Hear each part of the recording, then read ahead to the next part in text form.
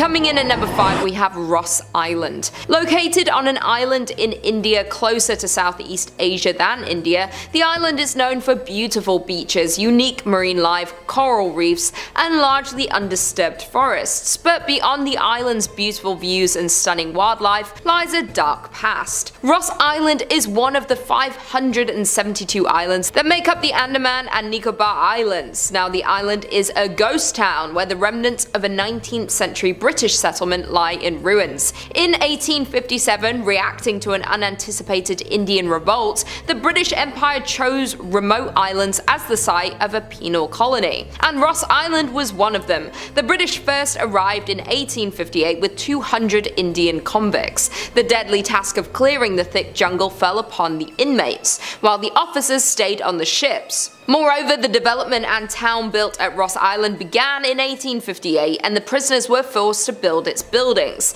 The island was transformed to resemble a British town, with houses, offices, clubhouses, bakeries, stores, churches, and everything else that the British would not miss when they were away from home. The British ruled Ross Island for more than 80 years, up until nature was against the development. In 1941, a gigantic earthquake affected the island and left the town on the island completely ruined. The British thought rebuilding the town would not be worth it, and overnight left the island in complete ruins. Abandoned in the 1940s, the island is now being reclaimed by nature. Homes, a massive church, ballrooms, and even a graveyard all are in varying stages of decomposition, being taken over by an unyielding forest. In at number 4 we have Tingua Texas. Near the Mexican border, you'll find the town of Tingua Texas. In the 1800s, it was discovered that the area in which Tingua was built was plentiful in cinnabar, a red mercury sulfide, from which mercury can be extracted. This caused an influx of miners to the area, but it wasn't until Jack Dawson's discovery and production of the area's first mercury in 1888 that it drew a population of 2,000,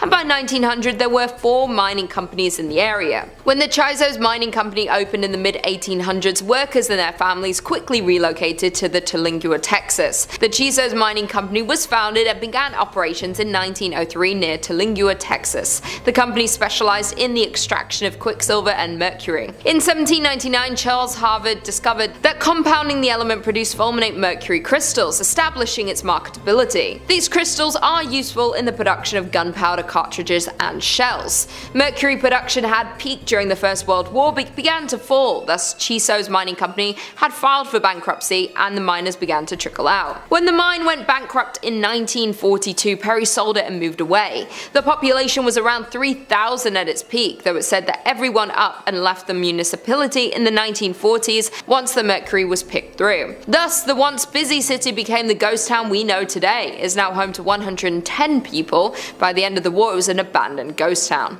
In at number 3 we have Kennot, Alaska. A once flourishing town with businesses, shops, a train, and a lively community is now left as a ghost town. The town of Kennot in Alaska was flooded with people after copper was discovered in 1900. After the discovery, a group of wealthy investors formed the Kennot Copper Corporation to mine the mountains above the Kennot and Root glaciers. In the 27 years the mine was in full operation, the company and town grew significantly in fortune and people, and at its peak Kennot employed 600 people. But by 1938 the copper was mostly gone, the mine was shut down and the town was left abandoned. The town was abruptly abandoned by its citizens, leaving most of their possessions behind. Since the middle of the 1950s, the place had been completely deserted, with the railroad discontinued service that same year. Reports of ghosts along the abandoned tracks of the Kennot train have been claimed for decades, while other visitors report having seen old tombstones along the route of the tracks, though the gravestones then vanish by the time the visitors make their return trip. Others have reported hearing disembodied voices and phantom children laughing. Reportedly, a 1990s construction project were halted after workers were scared away by the creepy sounds and unexplainable events. In at number 2 we have Exun Tunich, Belize. I hope that's how you say it. Deep in the jungle of Belize lies an ancient ruins of an abandoned town that has been left to crumble. The town has been left abandoned for over 1,000 years, though before the abandonment of this large and populated town, Exun Tunich was a thriving metropolis. The first construction at the site dates back to sometime in 200 AD, with the growth of the town continuing until its final days of functioning as a city. The town grew to consist of many temples and palaces, including its largest and most recognizable known as El Castillo. Exun Tunich has lied abandoned since around 1000 AD. It is thought that due to consistent devastating events such as an earthquake and other natural disasters caused a sudden evacuation of the large Mayan city around 700 AD. The disaster caused extensive damage to the main pyramid of Exun Tunich. Although the city was reoccupied sometime after, it only remained active for another 300 years before it was left completely unoccupied. After abandonment, the site remained empty, eventually being encapsulated by the surrounding jungle and nature, until it was rediscovered by explorers in the early 1890s. The name Exun Tunich comes from the ghost stories that have haunted the ghost town for years. The ghost story of Exun Tunich is rumored to start in 1893 after the first sighting of the ghost happened. The first ghost sighting goes as one morning a man who was part of a research team working on the site saw what he described as a Mayan maiden ascending the staircase of the Exun Tunich's main pyramid. This vision caught him by surprise, so he continued to watch as the woman walked further up the stairs. Suddenly she stopped and turned to look at the man, where he was able to get a glimpse of her glowing red eyes that pierced his soul. She then turned to continue her climb to the top of the pyramid, where she would disappear amongst its stone columns. The shocked man quickly assembled a team to search for this woman, yet no trace of her was ever found. Since this sighting, countless more visitors have reported to also spot the ghostly maiden who haunts Exun Tunich. She is always described to be ascending El Castillo's stairs. To this day, the sightings and reports from visitors continue. The ghost frequency is what gives Exun Tunich its name, which translates to the Stone Lady in the Mayan language. Some believe that this Mayan maiden have formerly lived within the city many years ago. Others believe that she was a human sacrifice, trapped to relive her last moments of ascending to the top of the pyramid where her ritual would have been conducted. Then there are a few who believe her to be some sort of ancient godly spirit linked to the site and the Mayan culture. And finally, in at number 1 we have Calico, California. The ghost town of Calico can be found in California, midway between Barstow and Yermo. The beginning of the town started in 1875 and was built under the impression that there were prospects for silver in the Calico Mountains. But in the spring of 1883, many of the local miners left Calico when borax was discovered 3 miles east at Pryyot. Though Calico again boomed in 1884 as additional silver discoveries were made. Gaining a population of some 2,500, the town supported 24 saloons and gambling dives that never closed, as well as more establishments such as the church, public school, dance school, and a literary society, along with dozens of retail businesses. By the late 1800s, Calico was bustling with prospectors searching for their fortunes, and the Calico mining district became one of the richest in the state. Calico's final decline began when the price of silver fell in the 1890s, but the break production kept it alive, even through the panic of 1906. They tried to hold on, and borax for a time substituted for the shiny metal that had been the Calico's fortune. Calico kept churning out valuable minerals until it finally exhausted its supply in the 1920s. Calico was soon abandoned and left to gradually decay in the desert sun until little remained, but in 1951 it was purchased by the Walter Knott, an ex-miner, and rebuilt as a modern ghost town. He restored the town to mostly how it was, in certain cases rebuilding some of the old structures as they were back in the 1880s. Considered one of the top haunted locations in California, Calico has its fair share of ghost stories, when one of the most active and known ghosts of the abandoned town is Lucy Lane. Lucy is often seen in a black lace dress walking back and forth between her home and store. Others have allegedly seen phantom school teachers and other residents who have been known to grab visitors' legs or pinch their ankles. Some visitors have also reported seeing a floating red light inside the buildings, while other visitors have reported extreme cold spots throughout the mine and an eerie feeling in various places of the town. Coming in at number 5 we have Grafton, Utah. Located just a few miles away from Zion National Park in Utah, the now abandoned town of Grafton can be found. The town was originally established in 1859 when 5 Mormon families nearby were led to establish a town they called Wheeler to plant cotton, which would have been a profitable commodity during the Civil War. After only 2 years, the town was struck by a massive flood starting on January 8th of 1862 that washed away the entire town. However, the pioneers did not give up that easily and moved about a mile upstream and founded a new town named Grafton. They grew cotton, alfalfa, and wheat, but life was harsh and many residents lost their life due to the diseases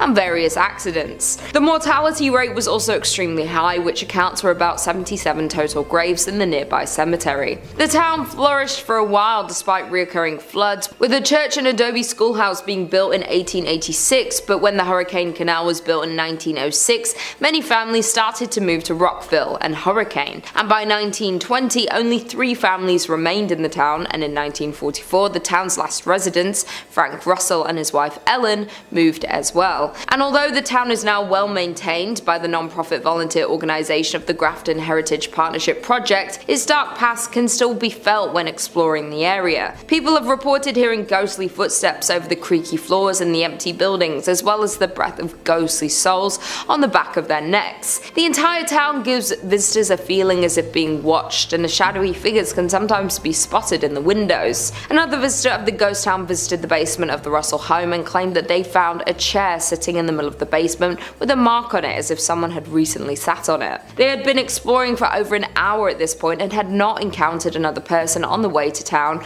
or the entire time they were there, but for some reason the print looked brand new, with not a single speck of dust on it. After filming for a few moments in the basement and recording into the silence, they felt a rush of air, as if someone had just walked past them, which scared them, and they decided it was time to leave. There are even rumours of skinwalkers lurking in the area. Even the cemetery itself has many reports of people hearing crying, laughing and chilling screams, especially late in the day and when it's overcast. Some people have even seen a woman in a dress with her hair in a bun walking around the cemetery sobbing, but when they approached her she disappeared into thin air. There is no doubt that there is definitely a very uncomfortable feeling while walking around the gravestones, which isn't surprising knowing the sad history of the people laid to rest there. In at number 4 we have Deadwood, South Dakota. The town of Deadwood is located in South Dakota and gained attraction in the gold rush of 1876. In 1875, a miner named John B. Pearson found gold in a narrow canyon in these northern Black Hills. This canyon became known as Deadwood Gulch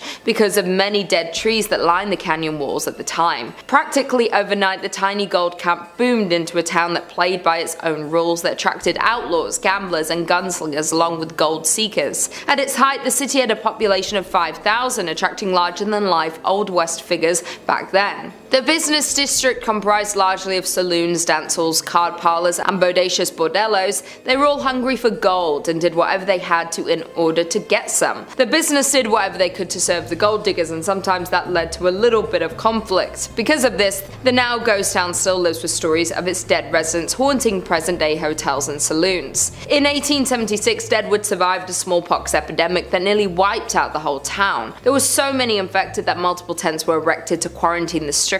In addition, it suffered 3 major fires. One devastating fire occurred on September 26, 1879, destroying more than 300 buildings and consuming the belongings of many inhabitants. Many numerous economic hardships also followed, pushing it to the verge of becoming another Old West ghost town. One of the most paranormally active sites in the ghost town is the Adam House. Built in 1892 after owner W.E. Adams had a stroke on the premises, his wife was so disturbed by the sounds of his ghost still walking around, rocking the rocking chairs and so forth, that she moved and left the house untouched, exactly as it was when he died. Now visitors and employees report having seen a rocking chair rock on its own, encountered a shadowy man standing at an upstairs window, and heard voices and footsteps in rooms throughout the house. In at number 3 we have Garnet, Montana. Found in Montana, the abandoned town of Garnet was another gold rush town that drew thousands of hopeful miners. Between 1862 and 1916, gold was mined from the area. During the peak of the town, it had hotels, saloons, schools, and stores in the midst of the town's biggest years.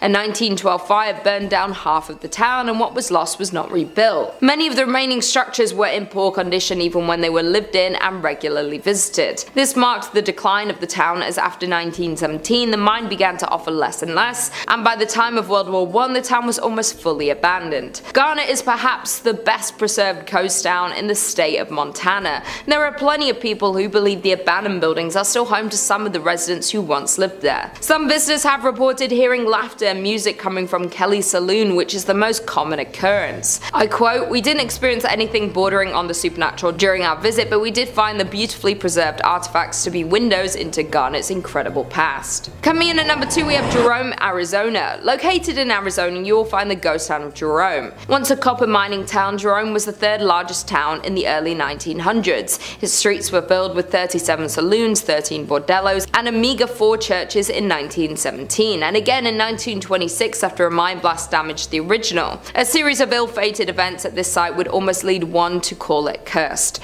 When the Great Depression hit, conditions in the town took a sharp downturn. Plagued with man-made disasters and poor fortune, Jerome's population gradually dwindled from thousands to somewhere between 20 to 50 residents. Finally, in 1950, the town was abandoned for good. A number of visitors have recounted other mysterious sightings. Visual apparitions range from human-shaped figures that roam the halls and stairways of the old hotel to a friendly animal that is said to scratch and meow at the doors. Additionally, one of the town's most well-known ghosts is said to lurk at the town's community center. Formerly called Lawrence Memorial Hall, the building is more often familiarly termed Spook Hall due to several strange happenings. With all the other apparitions wandering about this historic town, the cemetery, of course, known as the most haunted place in the whole town. Visitors here have made numerous reports of dark figures moving about, the sound of ethereal footsteps, and the sounds of distant voices. The old cemetery includes graves dating from 1897 to 1942. And finally, in at number 1, we have Cerro Gordo, California. Cerro Gordo is a ghost town located in Death Valley and is considered one of the best abandoned places in California. Cerro Gordo means fat hills in Spanish. It was named this for the vast amount of silver it contained. By the end of 1869, the city flourished and became well known for its promising business. By 1871, Cerro Gordo was well established as a mining town. The American Hotel was completed that year, as were several other permanent structures, a general store, restaurants, and saloons. At its height, the town had 5,000 residents. In 1875, Cerro Gordo suffered a series of setbacks, necessitating the shutdown of its furnaces. These problems resulted from a scarcity of ore in the mine, which had lasted for several months, and the temporary drying up of its water supply. In addition, by late 1876, a fire accident happened through some of the mine buildings and the union shaft, and the furnaces were closed the following February due to the disaster. A more lethal blow was dealt by falling lead and silver prices, effectively ending this era of activity at Cerro Gordo. Because of all the tragedy that occurred in Cerro Gordo, there's been multiple paranormal investigations held at the grounds of the abandoned town. While the new owner of the town was purchasing it, he was warned that they might have some visitors hanging around, and by visitors they meant spirits. One of the now owner's ghost stories goes along the lines of, as he was walking toward the bunkhouse, he looked at the window, the curtain pulled to the side, and a little face poked out. Under the assumption that the contractors were staying in the bunkhouse, he asked when they were leaving, and he was told that they're gone for 2 weeks. So a little uneasy, he locked up the door and went for a hike. By the time he got back, the kitchen light was on, even with the lock still on the door. Coming in at number 5, we have Goldfield, Arizona. Being deemed as one of Arizona's most haunted places, we have the town of Goldfield. Founded in 1893, Goldfield was a promising land for gold mining. The town grew rapidly, gaining 1,500 residents during its first year. The space was quick to build businesses including stores, a blacksmith, a butcher, a brewery, and 3 saloons. Though the town of Goldfield met its fall just as quickly as it was built up. After 5 short years, the gold ran out and people began to dwindle, eventually leaving it fully abandoned, securing its ghost town status. Being classified as a ghost town doesn't necessarily mean a place is haunted by ghosts, but this is not the case for the Goldfield ghost town. There's plenty of documentation and investigations that point to Goldfield being a paranormal active ground. It is known that a mysterious figure lurks within the shadows of the Goldfield ghost town bordello. It is unclear who this spirit would have been in life, yet it is commonly believed he was once a miner who lived in the town. Unexplainable knocks and bangs are heard in the building, and some unfortunate visitors have been scratched. This activity is attributed to a dark character who's usually seen wearing a cowboy hat. Just on the horizon of the Goldfield ghost town sits a landscape made ominous by its name and the legends surrounding it. The Superstition Mountains are cloaked in mystery and at the center of many fables, making them notorious among the paranormal community. The Superstition Mountains carry many secrets, the most famous being the location of a supposed deposit of gold and riches in the Lost Dutchman's gold mine. A curse has kept this treasure safe since the days of Goldfield's mining boom. Many have set out to locate these riches, and many have returned empty-handed or found only death. Countless adventurers have perished in the Arizona heat pursuing this chase. Their where ghosts are said to now haunt the mountainside. Other secrets of the mountain have people believing that the hill is a place where evil spirits hid and told stories of a devil that lived behind the mountain. There's also a rumored apparition of a hugely tall skeleton named the Borrego Phantom, which appears to those exploring the mountain after dark. Another layer of creepiness is added to the mountain by the local legend that reptile-looking people surface there after dark. All of these creepy mysteries are summed up pretty nicely in the Superstition Mountain's name. In at number 4 we have Glenrio, New Mexico. Found on the state border of Texas and New Mexico lies the town of Glenrio. Founded in 1901, it was a town where wheat and cattle farmers settled and grew a community. Being divided between two states made for some unusual customs in Glenrio. The mail would arrive at a train depot on the Texas side, but would have to be transported to the post office on the New Mexico side. The Texas side was part of a dry county, so all the bars were on the New Mexico side. Because the gasoline tax was higher in New Mexico, all the service stations were on the Texas side. By 1920, Glenrio had a hotel, a hardware store and a land office, as well as several grocery stores, service stations and cafes. Though Glenrio's permanent population never rose above 30 people, the town survived with its tourist-based businesses catering to the many travelers along Route 66. By 1985, only 2 residents remained in the small town, and the Texas post office was the only business open. It too has long since closed. Other buildings have overgrown sites, missing windows, or debris surrounding them. The detritus of 4 decades when Glenrio welcomed tens of thousands, fed and entertained them, and sent them on their way towards Chicago or California. In at number 3 we have Nevada City in Montana. Miners settled in Nevada City in 1963, along with establishing their homes and businesses in this new town. Located in southwestern Montana, the town is 1.5 miles from Virginia City. The town was thriving up until 1876 when the gold miners moved to other promising sites. In 1896, the Connery Placer Mining Company destroyed most of the city's buildings. The company dredged the gulch and later abandoned it, leaving heavy wooden barges. This abandoned town being haunted is old news, as the Nevada City Hotel is reported to be frequented by the apparition of a road agent who lost their life nearby, according to online sources. Visitors have also reported hearing footsteps in the hallways and seeing shadowy figures standing behind their reflections in mirrors. Additionally, the spirit of an older cowboy figure who never speaks but lurks in the hotel rooms and even sits at the bar in the Virginia City. Back when the hotel operated, guests also complained of a weeping woman, always in the same room, only to be told there was no guest in the room in question. In at number 2 we have Kusta, Idaho. The mining town of Kusta was born in 1879 by gold miners looking for their next gold hotspot. Prospectors discovered gold in what would become known as the Yankee Fork area of central Idaho in 1867. The area was worked on a small scale for more than a decade before the discovery of General Kusta Mine. The General Kusta Mining Company closed in 1888 and the district experienced a sharp decline. In 1899, the town of Kusta has 5 saloons, 3 stores, a hotel and 3 boarding houses, but the town never established even one church.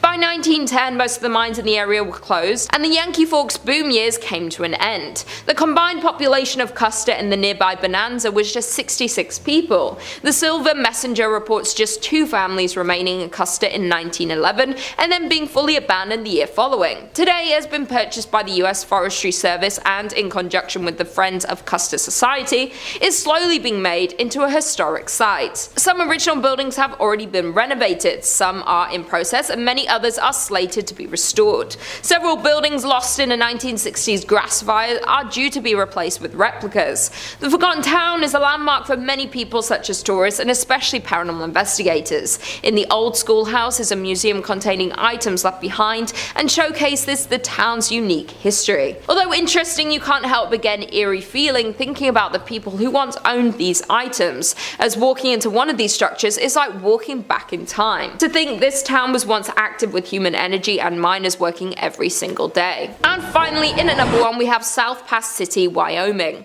Only about 10 miles north of the Oregon Trail is the shell of a town that used to be a busy gold mining camp. Established in a small valley along the banks of Willow Creek, the town was born in 1867. The town was built there because gold was discovered in the Wind River Mountains. By 1868, South Pass City boasted over 250 buildings, 1,000 people, and hundreds of claims. The town was extremely busy as it's half a mile long Main Street boasted numerous hotels, restaurants, general stores, 2 newspapers, doctors, a bowling alley, and dozens of saloons. The mining district continued to grow to as many as 3,000 residents. Miners looking for investors and newspapers promoting further settlement in the area exaggerated the region's amount of gold. But for South Pass City, its great success wouldn't last, and just 2 years after its establishment would begin to show its first signs of declining. Hitting a fall in early 1869, the town resurged briefly after outsider capital was poured into the area, but would fall again as expenses and hardships to recover the gold proved too costly for most miners. By 1872, the town was only occupied by only a few hundred people.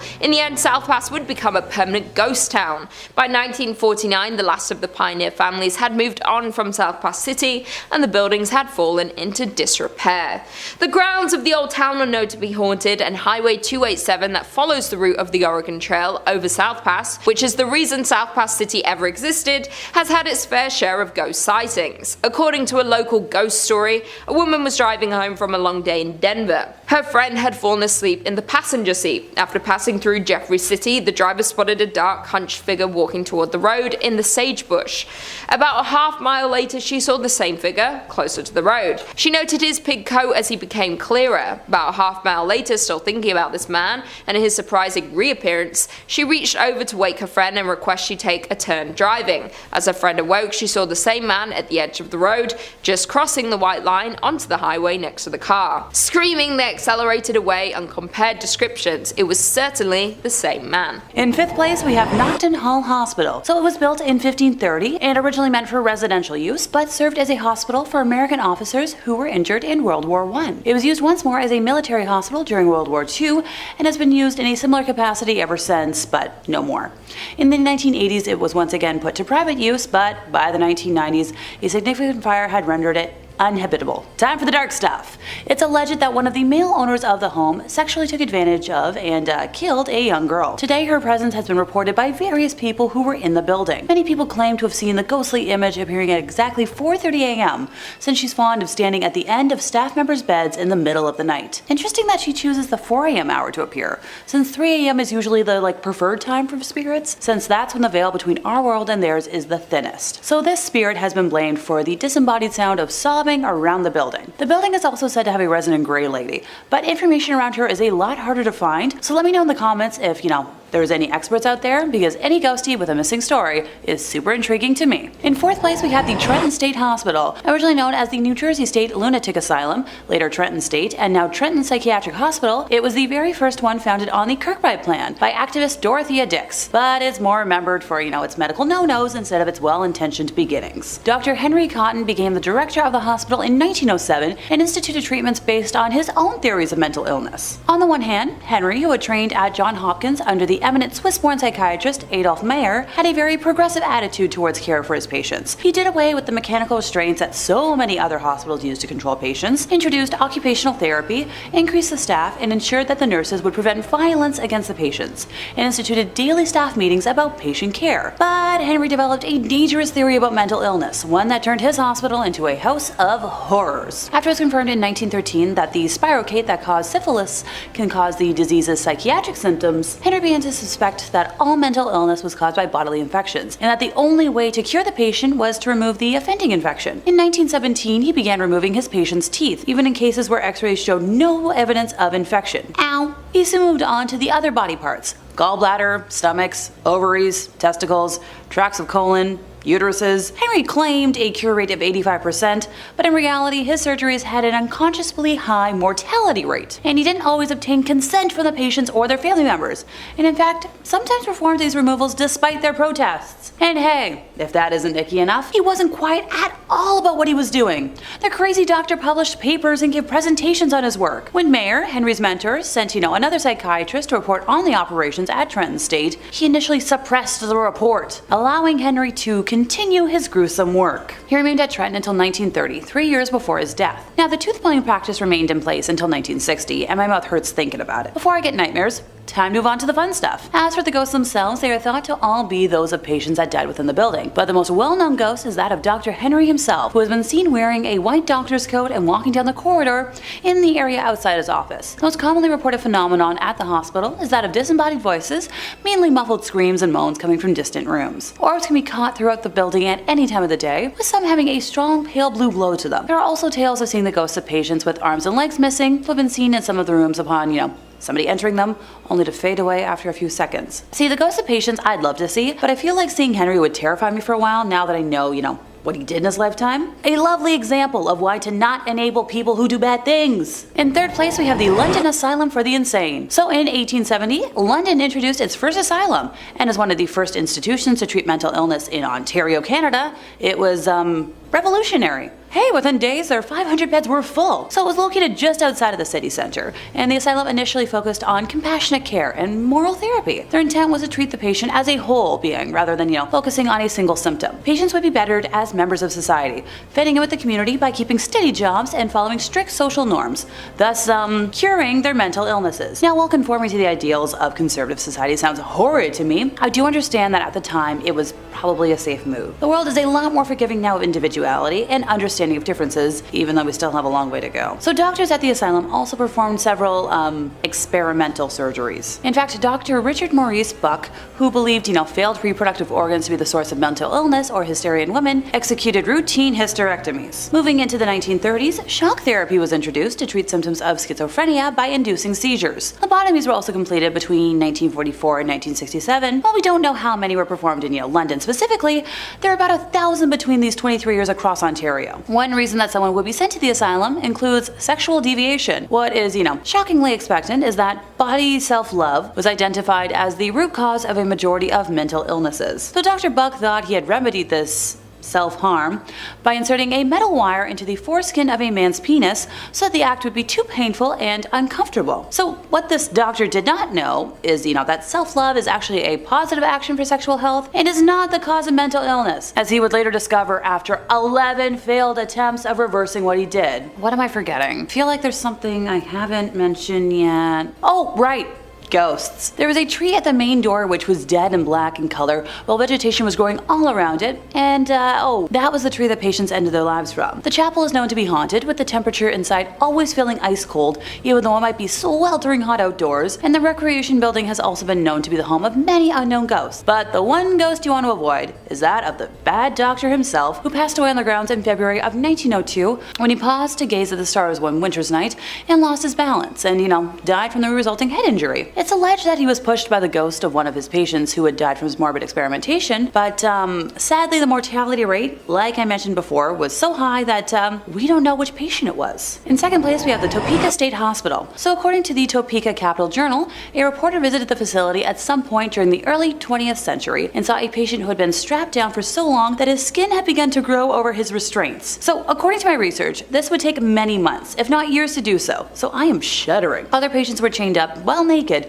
for months at a time. For many residents at that time, however, life offered a different similar sort of hell, even if they were unrestrained and unending boredom. Patients were given nothing to do, nothing to stimulate their minds, so they sat in rocking chairs in the hallway all day, rocking and staring and doing nothing else. Thankfully, in 1948, Kansas Governor Frank Carlson, responding to, reports of overcrowding and deplorable conditions, convened a panel to, study the problem. The state legislature ended up doubling the appropriations for mental hospitals, and the rocking chairs were removed from the hallway. However, the hospital lost its Medicare and Medicaid accreditation in 1988, and like so many hospitals, lost patients to community-based programs during the 1990s. In 1997, the year I was born, the hospital closed its doors for good. The ghosts that wander what's left of the hospital are those of former patients, which I know, I'm sounding like a broken record.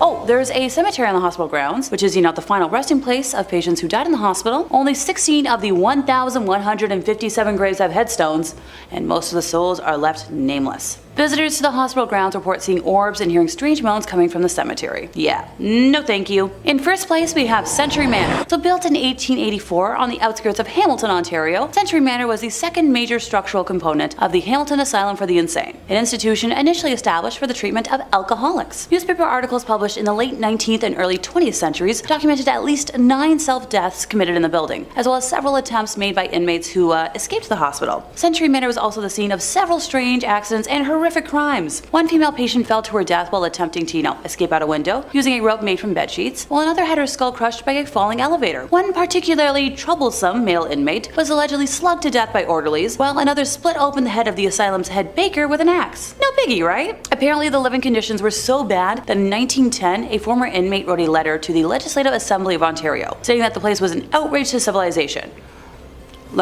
Allow me to read what he said. Wretched, vile torment is the order of the institutions. He had seen patients pounded, choked insensible time and time again until redness would run from their nostrils. Oh, I haven't even gotten to the most dramatic tale yet. In the early morning hours of August 11th on 1911, a fire mysteriously broke out on the building's top floor. Firefighters who battled the blaze said that 3 of the inmates they rescued from the burning building broke away from them and leapt back into the inferno. When the embers finally cooled, firefighters found 8 bodies amongst the ashes, including a paralytic who had burned to death in his cell, as well as 5 men huddled together in a small room, burnt to a crisp. Now, the historic building shut its doors for good in 1995 and has sat empty ever since, serving as a haunting reminder of Hamilton's dark and tragic history. And now that we've got the history out of the way, time to talk about the ghosties. My favorite part. Underneath the property of Century Manor lies a system of old tunnels.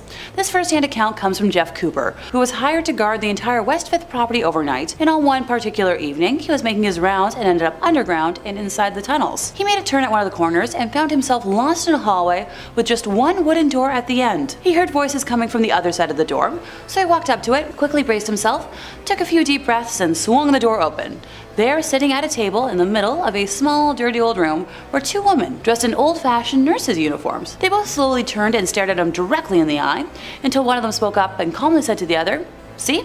I told you he'd find us." The security guard was so frightened that he backed out of the room, slammed the door behind him, and caught his breath. He gathered his nerves a second time and slowly opened the door to a completely empty room. The nurses had disappeared from the room, with no other exits being apparent or visible. The ghosts of the men who lost their lives in the fire are also known to roam what's left of the establishment, so if any urban explorers smell smoke while they're there, don't say I didn't warn ya. Number 5 on this list is Atlantis Marine Park. We are headed all the way down under for this one because Atlantis Marine Park is actually in Australia. AustralianNews.com writes, Atlantis Marine Park was initially a huge success with families from WA and beyond flocking to the park to watch the live dolphin shows, swim in the pools, ride pedal boats, and have their obligatory photo with King Neptune, a huge statue at the entrance to the park. However, in 1990, just 9 years after opening, Atlantis shut its doors. Western Australia's boom never eventuated, and the 1987 stock market crash put a halt to prosperity. Atlantis closed due to financial difficulty and was left abandoned. It has since been damaged by vandals and has become overgrown and derelict. Old statues can still be found scattered throughout the grounds, as well as broken walls and concrete pools. For years, it was no man's land, popular with dog walkers. However, just last month, the iconic King Neptune was restored to his former glory after a petition by locals who started an online campaign for something to be done with the ruins. Well, I'm glad to see that Neptune is looking fresh again, but I don't know how long he'll stay that way. Apparently, this place, when the sun goes down, is home to some evil creatures. Four-legged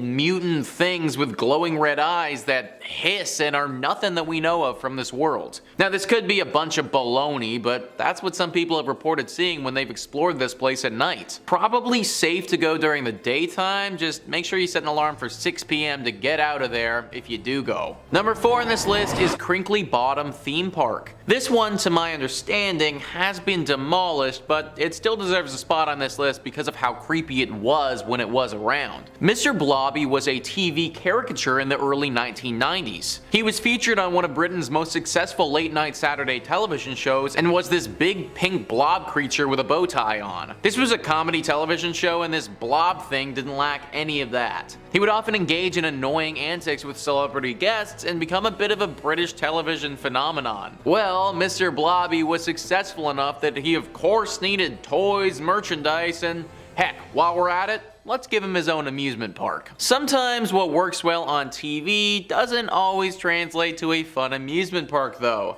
Crinkly Bottom was what they called it, and it opened up in 1994. This annoying sidekick's popularity didn't last forever though, and this amusement park's life was very short-lived. The place shut down in 1996 because it simply was not making enough money. Then it faded away into obscurity and everybody forgot about this interesting little business venture. That was until 2009 though, when some urban explorers stumbled upon it again. The once bright and beautiful blobby land looked like something straight out of a horror film. It was worn and gross and just reeked of evil. Animals had taken up residence there, and based on how the place looked, it wouldn't have been surprising if some sketchy characters once did business there too. You can't visit it now because it's demolished, but you really shouldn't have been going when it was around anyways. Number 3 on this list is Bobo Island. I had to include Bobo Island on this list to give a bit of a shout out to Ontario, where your boy grew up. Bobo Island was wildly successful for a time and operated for nearly a century. As with a lot of places on this list though, it couldn't seem to power through the 90s and had to shut down. Reader's Digest says,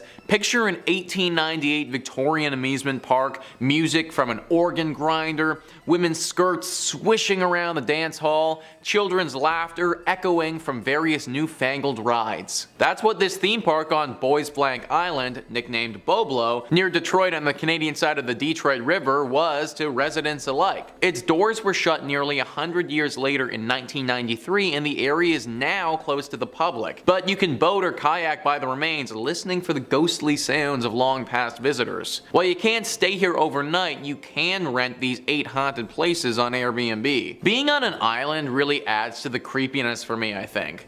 Like this place, from all the pictures I could find, it really looks totally detached from all other society. Basically meaning that whatever happens here, you are totally by yourself. Like there is a new set of rules for this island. There have been stories that something lurks here, a spirit or something dark.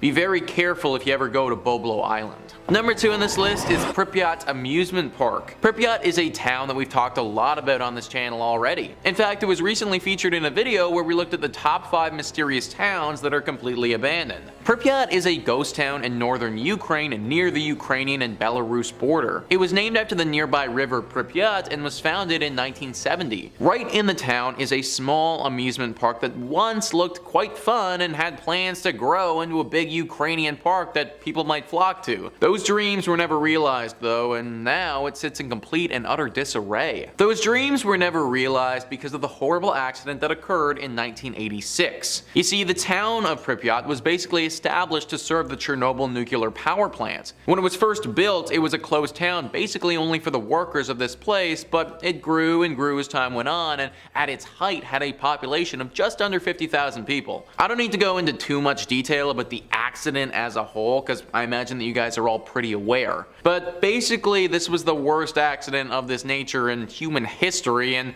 for all our sakes, we need to hope that it never happens again. The radiation damage was absolutely massive, and right after it happened, the entire town of Pryyot had to be evacuated. That, of course, has left the amusement park, right in the middle of this town, completely abandoned as well. Not a lot of people have gone to this town or park since this incident occurred. For a long time, it wasn't safe to set foot within a set radius of the blast. Those who have been brave or foolish enough to set foot into this town and explore the amusement park have reported some strange and scary findings. Rumor has it that some sort of entity lives there. Something dark and evil calling this abandoned place home. A nasty and sinister entity that doesn't like to be disturbed. There have been talks of this being some type of shadow creature or potentially a beast like a werewolf of sorts. Either way, the people who visit this place feel an overwhelming sense of dread when they're there. They also feel as if they're unwelcome, like they entered somebody's home who doesn't want them there. There are multiple reasons why this amusement park is abandoned, so I'd stay away if I was you. And finally, number 1 on this list is Six Flags.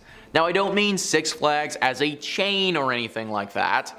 There's 23 different Six Flags in the United States, and not all of them are haunted. One in particular, though, is currently out of commission, abandoned, and definitely a spot you shouldn't go to. All the Rooms writes, this Six Flags fell out of business following serious damage from Hurricane Katrina in 2005. The park opened in 2000 and was only operating for a few years before suffering significantly during the hurricane, which displaced 20,000 people and killed nearly 2,000 people. The park closed after Hurricane Katrina Katrina, and there wasn't enough funding for repair, so it fell into further decay over the last few years. To this day, there's still an eerie sign at the entrance to the park that says "closed for the storm." It's an apocalyptic site which has been taken advantage of by Hollywood and used for films such as Jurassic World and Dawn of Planet of the Apes. These filmmakers are way braver than I would be, because I would not want to be setting foot on those grounds. The people who have been here all seem to think that something paranormal is going on. Phantom noises echoing throughout the park and other random bodiless sounds are heard all the time. Similarly to a lot of the other things on this list, there is a massive overhanging feeling of dread. The air is thick with it and you can almost taste the discomfort. No one has reported being attacked here, but it seems like that's only a matter of time if people keep going. The mayor of New Orleans is currently looking at demolishing this park, which, in my opinion, probably for the best. Number 5. The TransAlggony Asylum. Built in the Civil War era in West Virginia, this asylum was designed to house around 250 patients, but ended up housing more than 2,500 people. People locked in cages, lobotomized with ice picks, tied to the beds. It's safe to say that this place is a nightmare in itself. Since the asylum was briefly a Civil War military base and absolutely haunted to the core, people have spotted uniformed soldier ghosts strolling the corridors. Patients were previously admitted into the asylum for a variety of reasons, including asthma, laziness, egotism, and even greediness. This was a different time. This led to more and more patients being admitted, causing the asylum to overflow with staff and bedding. It is said that the most famous ghost is the presence of a small girl named Lily. She was either a former patient or a child of one of the housing staff or patients. Back then, it was very common for women to be admitted while pregnant. One thing's for sure, she spent her childhood and her afterlife stuck within these walls. Ghost hunters make contact with her spirit all the time, apparently. Staff members say that there are always toys strewn out on the 4th floor, and Lily's been known to move them around herself. Small balls rolling down the hallway on their own, running footsteps and voices can be heard playing with things on the floor. Lily is known for her loud laughter, as well as her interest in playing games with staff and visitors. Other experiences include dark shadows, objects moving on their own, disembodied voices and cries. This place is haunted. Today the asylum is used as a historic and ghostly tour hotspot in which haunting stories combined with the decaying look of the structure creates the contrast that the asylum is well known for. The asylum itself was created with good intentions. It was meant to treat people who needed care, but soon it became misused and the people it originally meant to care for were horribly.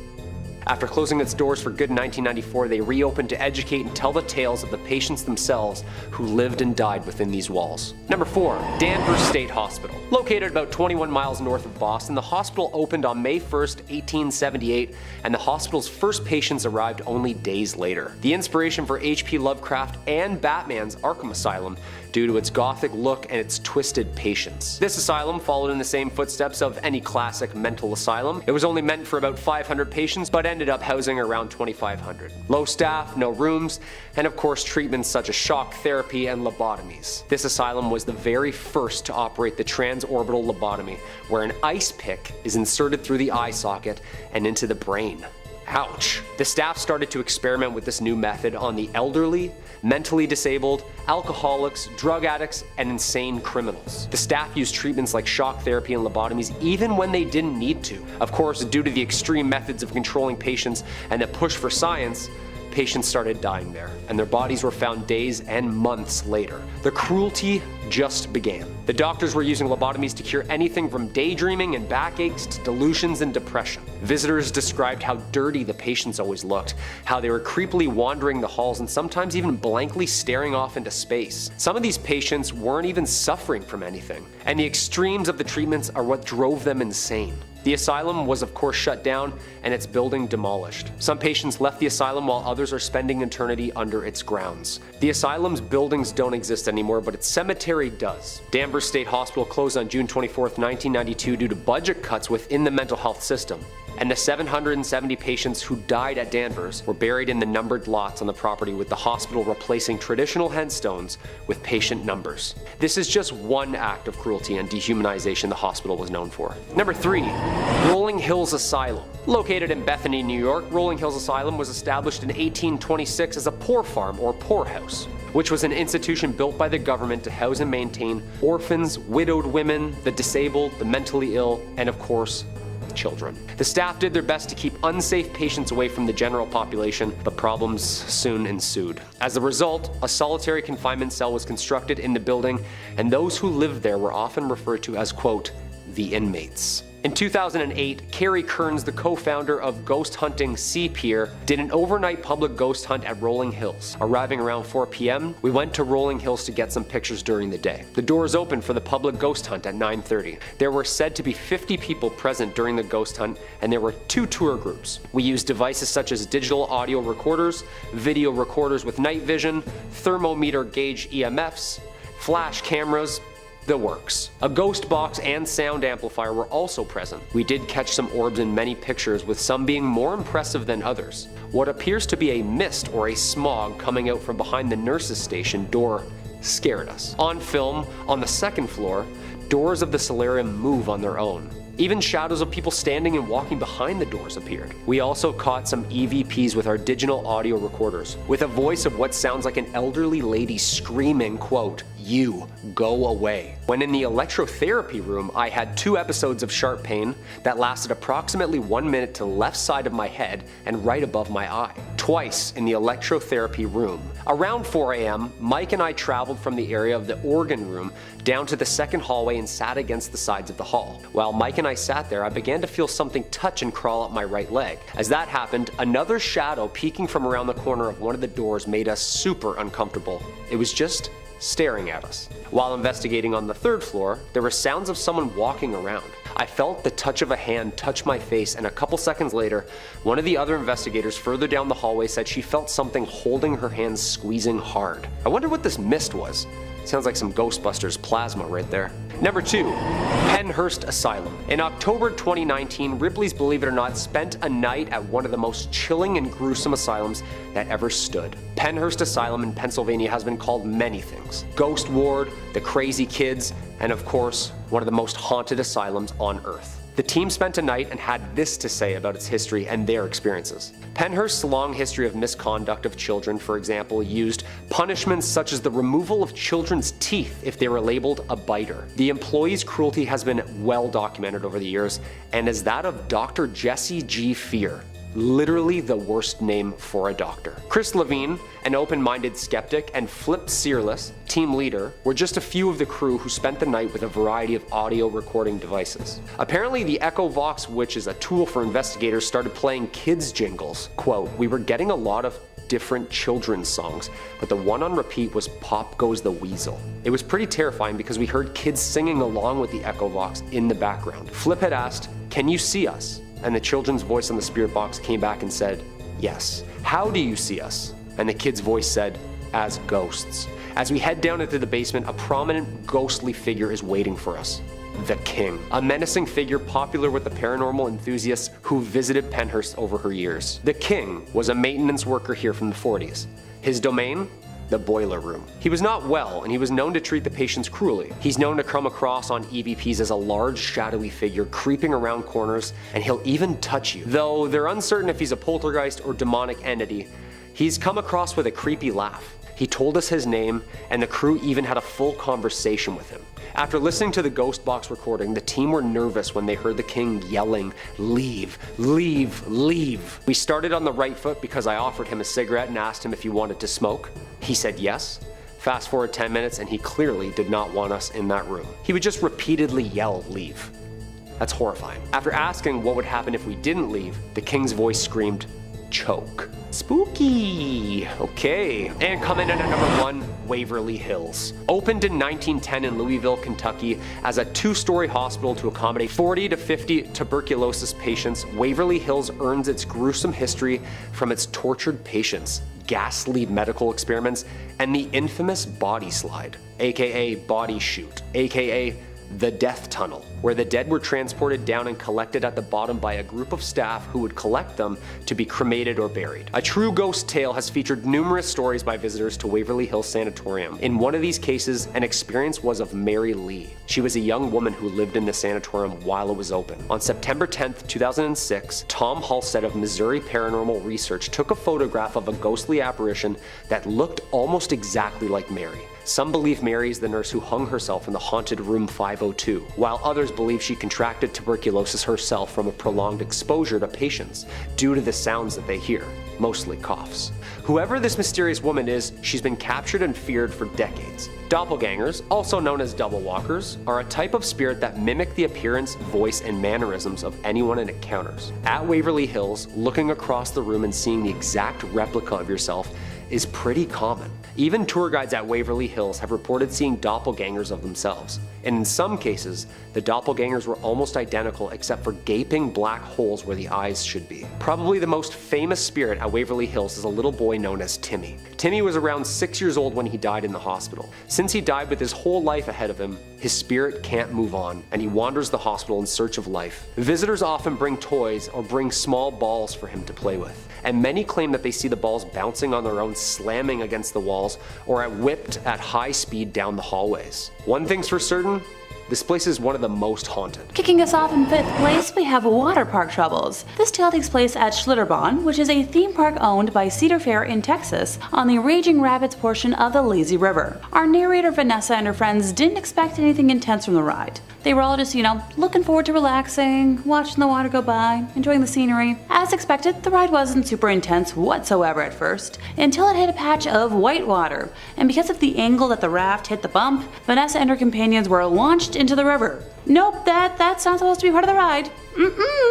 And while the ride might have only been, 3 feet or so deep of water, I'm reminded of all the posters from my local pool growing up about how people can literally drown in a bathtub. So yikes. Vanessa described herself as entering a state of shock, feeling emotions ranging from fright to embarrassment, confusion, and panic. As she attempted to reach for the raft to pull herself back in, she realized she couldn't see her friends anywhere, and she was once again being yanked underwater. Panic had taken over as the main emotion by this point, and Vanessa found herself swirling around and around and around under the water. Thankfully, a nearby lifeguard jumped into action and was able to hoist Vanessa and her friends back into their raft, allowing them to enjoy the rest of the rapids in the intended fashion. I'm a little concerned about the lack of seatbelts on that ride, since they were never mentioned, and I feel like that should be a thing, or like a weight sensor to stop the ride in event that, someone goes over. Oh, just me, okay. As a high point to this, somehow Vanessa managed to keep her glasses on throughout the entire ordeal. Go Vanessa! In 4th place, we have an urban legend from Canada's Wonderland. Time to move on to a Cedar Fair park that's a little closer to home. As someone who spends most of September through December at Canada's Wonderland every year, I just knew I had to include this ghost story in today's list. While Wonderland might be home to the scariest of scary monsters every October, the iconic Wonder Mountain is actually home to a ghostly spirit all year round. Construction of the iconic theme park happened between 1979 until 1981, with construction of the mountain alone involving a dozen local companies under Cincinnati engineer Curtis D. Summers. Now, while we don't know the name of our victim, one of the construction workers who was working on Wonder Mountain passed on the job, and for the most part, the details of his passing and specifics have been kept pretty secret. I tried. I promise I tried. This ghostie haunts the mountain to this day, specifically the Thunder Run ride. If the ride operators don't greet the area with good morning and good night at the beginning and the end of each operating day, the ride will malfunction and cease operations until given the proper respect. Honestly, I'm all for inviting the ghost to roam the park during Halloween haunt. What's the worst that could happen? An actual ghost over in Ghostly Pines or Spirit Manor would be so much fun to see. Oh, just my own opinion again? Of course. In 3rd place, we have the Warner Brothers Jungle Habitat. Originally opening on July 19th of 1972, this now abandoned park closed its doors by 1976, which is a really bad timeline for a theme park that was technically never completed. The first time Jungle Habitat made headlines was only months after it first opened for business, when an Israeli tourist named Abraham Levy was riding through the safari in a taxicab and decided to roll down the window to get a better look at some of the animals roaming around. 2 lions attacked the car and mauled the 26-year-old tourist, causing lacerations to his face and shoulder. He took credit for the harm, citing his own foolishness, which helped to dodge, like a media onslaught. For the most part. By the end of the year, reports of animals escaping into the wilds of West Milford, which is where the park is located, were far too many in volume to be ignored. Besides the sightings of harmless animals like peacocks, there were numerous rumors spreading about dangerous animals such as a pack of wolves and a lion being sighted along local roads. Okay, look, I grew up in the land of moose, and I wouldn't want to see one of those on the side of the highway. I can't imagine seeing a lion on the side of one. These sentiments voiced way back in the day are identical to the rumors still running rampant today. Tales told by local residents who have, looked out into their backyards include wandering ostriches and a band of baboons running amok in the town's pharmacy. Guess they needed a prescription filled. Emus, baboons, and even wolves are just some of the uncaged critters which have been known to actually have escaped the park. I feel like I found the origins for the Night at the Museum franchise. On July 8th of 1974, a 68-year-old visitor from Long Island was grabbed by the trunk of a baby elephant, which then slammed her against a fence and bit her. The woman, her name's Elizabeth Ennis by the way, was later awarded $200,000 by a court. In an account in the New York Times, she claimed the elephant bit her on the right hand, and because of the trauma incurred by being slammed into the fence, she had persistent pain in her right side that prevented her from lifting heavy items. Her husband was awarded $5,000 for the loss of companionship. I'm just glad that's all that she went through. Goodness, elephants are pretty big. The animals also had a tendency to damage the cars that passed through. An e-museum for the park that exists online now says that the tigers like to bite and pop car tires, and monkeys like to rip antennas off the cars. Sounds like a lack of good animal training and boundaries to me, but I'm no animal expert. Right after the park closed in October of 1976, some of the animal carcasses were left outside. This pile grew until, 30 animal bodies, including that of an elephant, a bison, camel, and some zebras, were all left lying until April, when the ground had thawed enough to finally bury what was left of them. The 6 months that they were left exposed was a violation of state laws, which stated that any animal should be buried within 48 hours of its passing. Despite this violation, Warner Brothers were not sanctioned. Jungle habitat is gone now, but never forgotten. Reports of mysterious kangaroo sightings in remote corners of West Milford still turn up from time to time. Be careful, kangaroos hurt. In second place, we have the Joyland deaths. Located in Wichita, Kansas, Joyland once featured state-of-the-art rides and attractions, holding a reign of 55 years of fun and joy. Today, the once popular park is being reclaimed by nature, piece by piece by piece by piece. Joyland came into existence on June 12th of 1949. It was founded by Lester Ottaway and his sons, Herbert and Harold. Now, Herb had a passion for steam engines and race cars, and he refurbished both types of vehicles. By 1934, Herb Ottaway had refurbished a miniature steam locomotive and cars, and was traveling with them to county fairs in Kansas and Colorado. Joyland was originally opened to give Herb's refurbished locomotive a more permanent home. As the attraction became more popular, the Ottaways eventually added a number of different rides and games to the amusement park. Now, Lester Ottaway passed away in the mid-1950s, but his sons continued running Joyland until the early 1970s, when they decided to, retire. Joyland was then sold to Stanley and Margaret Nelson, who owned the park until it closed its doors in 2004. Joyland featured attractions such as a wooden roller coaster, my personal favorite kind of coaster, a wacky shack dark ride, a log jam, a sky coaster, bumper cars, the classic carousel, and of course, a Ferris wheel. Now, on April 6th of 2004, a 13-year-old girl was enjoying a Ferris wheel ride with her friends when the restraint bar holding them in came undone. The young girl fell more than 30 feet, suffering multiple head, arm, and leg injuries, and it's a miracle that she survived. The Ferris wheel was immediately closed, while both private and federal investigations looked into whether everything was, safe and up to code. The ride managed to, reopen eventually after these investigations were wrapped up, so okay, I wonder what to code means anymore. Another notable ride at Joyland was the wooden roller coaster that was known as the Nightmare. Although the roller coaster was a staple at the amusement park, it too saw its fair share of injuries. On May 25th of 1977, one rider stood up in one of these carts and fell.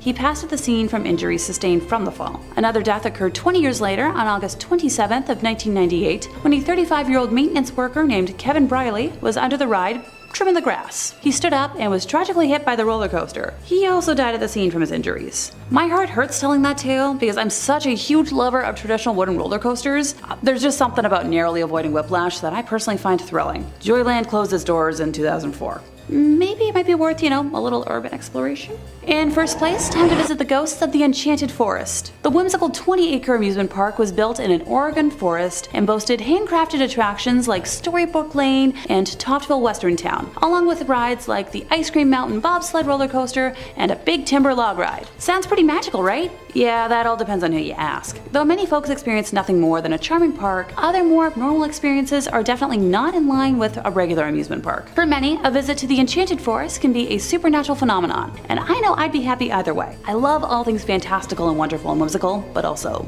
spooky. Tales of employees feeling a ghostly presence on attractions like the Haunted House and Challenge of Mondor ride caught my eye while doing research for today. The story of Enchanted Forest starts with Roger Toft, the park's creator, who spent every last penny he had to make his passion project come to life in 1971. His granddaughter, Ashley Toft, is now the park's general manager, and while she claims she's personally never experienced any supernatural phenomenon on the haunted house, she did admit that the attraction makes her feel anxious and overwhelmed. While guiding a group of experienced paranormal experts through the attraction, she led them directly to a cold spot that could be attributed to an otherworldly presence. As much as I understand the stigma of not wanting to believe in ghosts, that's a coincidence I can't just ignore. Challenge of Mondor ride operator Chris Dunn has since told a tale of an inexplicable encounter that he experienced one morning in 2016 while prepping the wizard-themed target aiming attraction for the day. He explained how he heard footsteps behind him, but turned around. No one there. Mere seconds after hearing the footsteps, he described being hit with a strange energy throughout his body, one that made him dizzy and gave him a horrible case of chills. Now later in the day, the same thing happened, but with more intensity. He took photos of the ride not in operation and captured images of what looks to be an orb that changes shapes in 3 sequential photos. The team of investigators I mentioned before were granted permission to spend a night unsupervised at the park and experience the chilling energy and the challenge of Mondor and managed to communicate with a spirit in the haunted house. Notice how I haven't mentioned a park tragedy yet as the cause for anything? That's because unlike the other places on this list, there wasn't one. The haunted house was built during the original construction along with the rest of attractions, and Challenge of Mondor was constructed in 2006. Time to borrow that time machine I've been asking the powers that be for, and travel on back. In August of 1846, Oregon settlers and indigenous tribes of the Willamette Valley fought a terrible battle in present-day Salem, known as Battle Creek. The theory most people believe is that the energy could be the cause of the manifestation in the theme park, which was built in close proximity to the gruesome fight. You let me know what you think down in the comments. Number 5 on this list is the Philadelphia State Hospital. This place is abandoned now, and based on the atrocities that happened here, that's for good reason. All That's Interesting says, in the early 20th century, abuse against patients in these mental asylums was rampant, but few places were as violent as the Philadelphia State Hospital at Byberry, where multiple homicides were later uncovered. The facility opened in 1903 as a working farm for the mentally ill, and patients from other overcrowded mental health hospitals were sent there to heal. But the humble treatment facility quickly became overcrowded itself and was expanded into a multi-campus hospital. In 1919, 2 orderlies confessed to strangling a patient until his eyes popped out and then blamed their actions on PTSD from World War I. Despite their confession, the 2 orderlies were kept on staff and even given a pay raise. And this violence continued for years. In 1989, a groundskeeper stumbled upon the corpses of at least 2 other patients. Violence between patients was just as common. At least one staffer reported witnessing a patient stabbing another patient with a sharpened spoon in 1944. Unethical medical practices were also reportedly carried out in the now abandoned asylum. The pharmaceutical company Smith, Kline, and French owned a lab at the hospital where they allegedly conducted questionable testing on patients, likely without their consent. They had people working here who literally murdered one of the patients, and instead of doing anything about it, they just gave them a raise. These were different times back then, folks, and this asylum saw all the bad parts of this era. This murder happened all the way back in 1919, and this hospital kept running like this all the way until 1990. 1990 isn't that long ago, guys. We're only a few decades removed from this horrible institution operating. And the crazy part about all of this is that a place like this is meant to help people. What a joke that ended up being. Number 4 on this list is the Beechworth Asylum. This asylum has definitely been talked about on this channel before in relation to haunted asylums. All That's Interesting says, in October 1867, the sprawling Beechworth Lunatic Asylum was opened in Australia. The facility was built on a hill due to the erroneous belief at the time that high altitude could cleanse patients of their mental illnesses.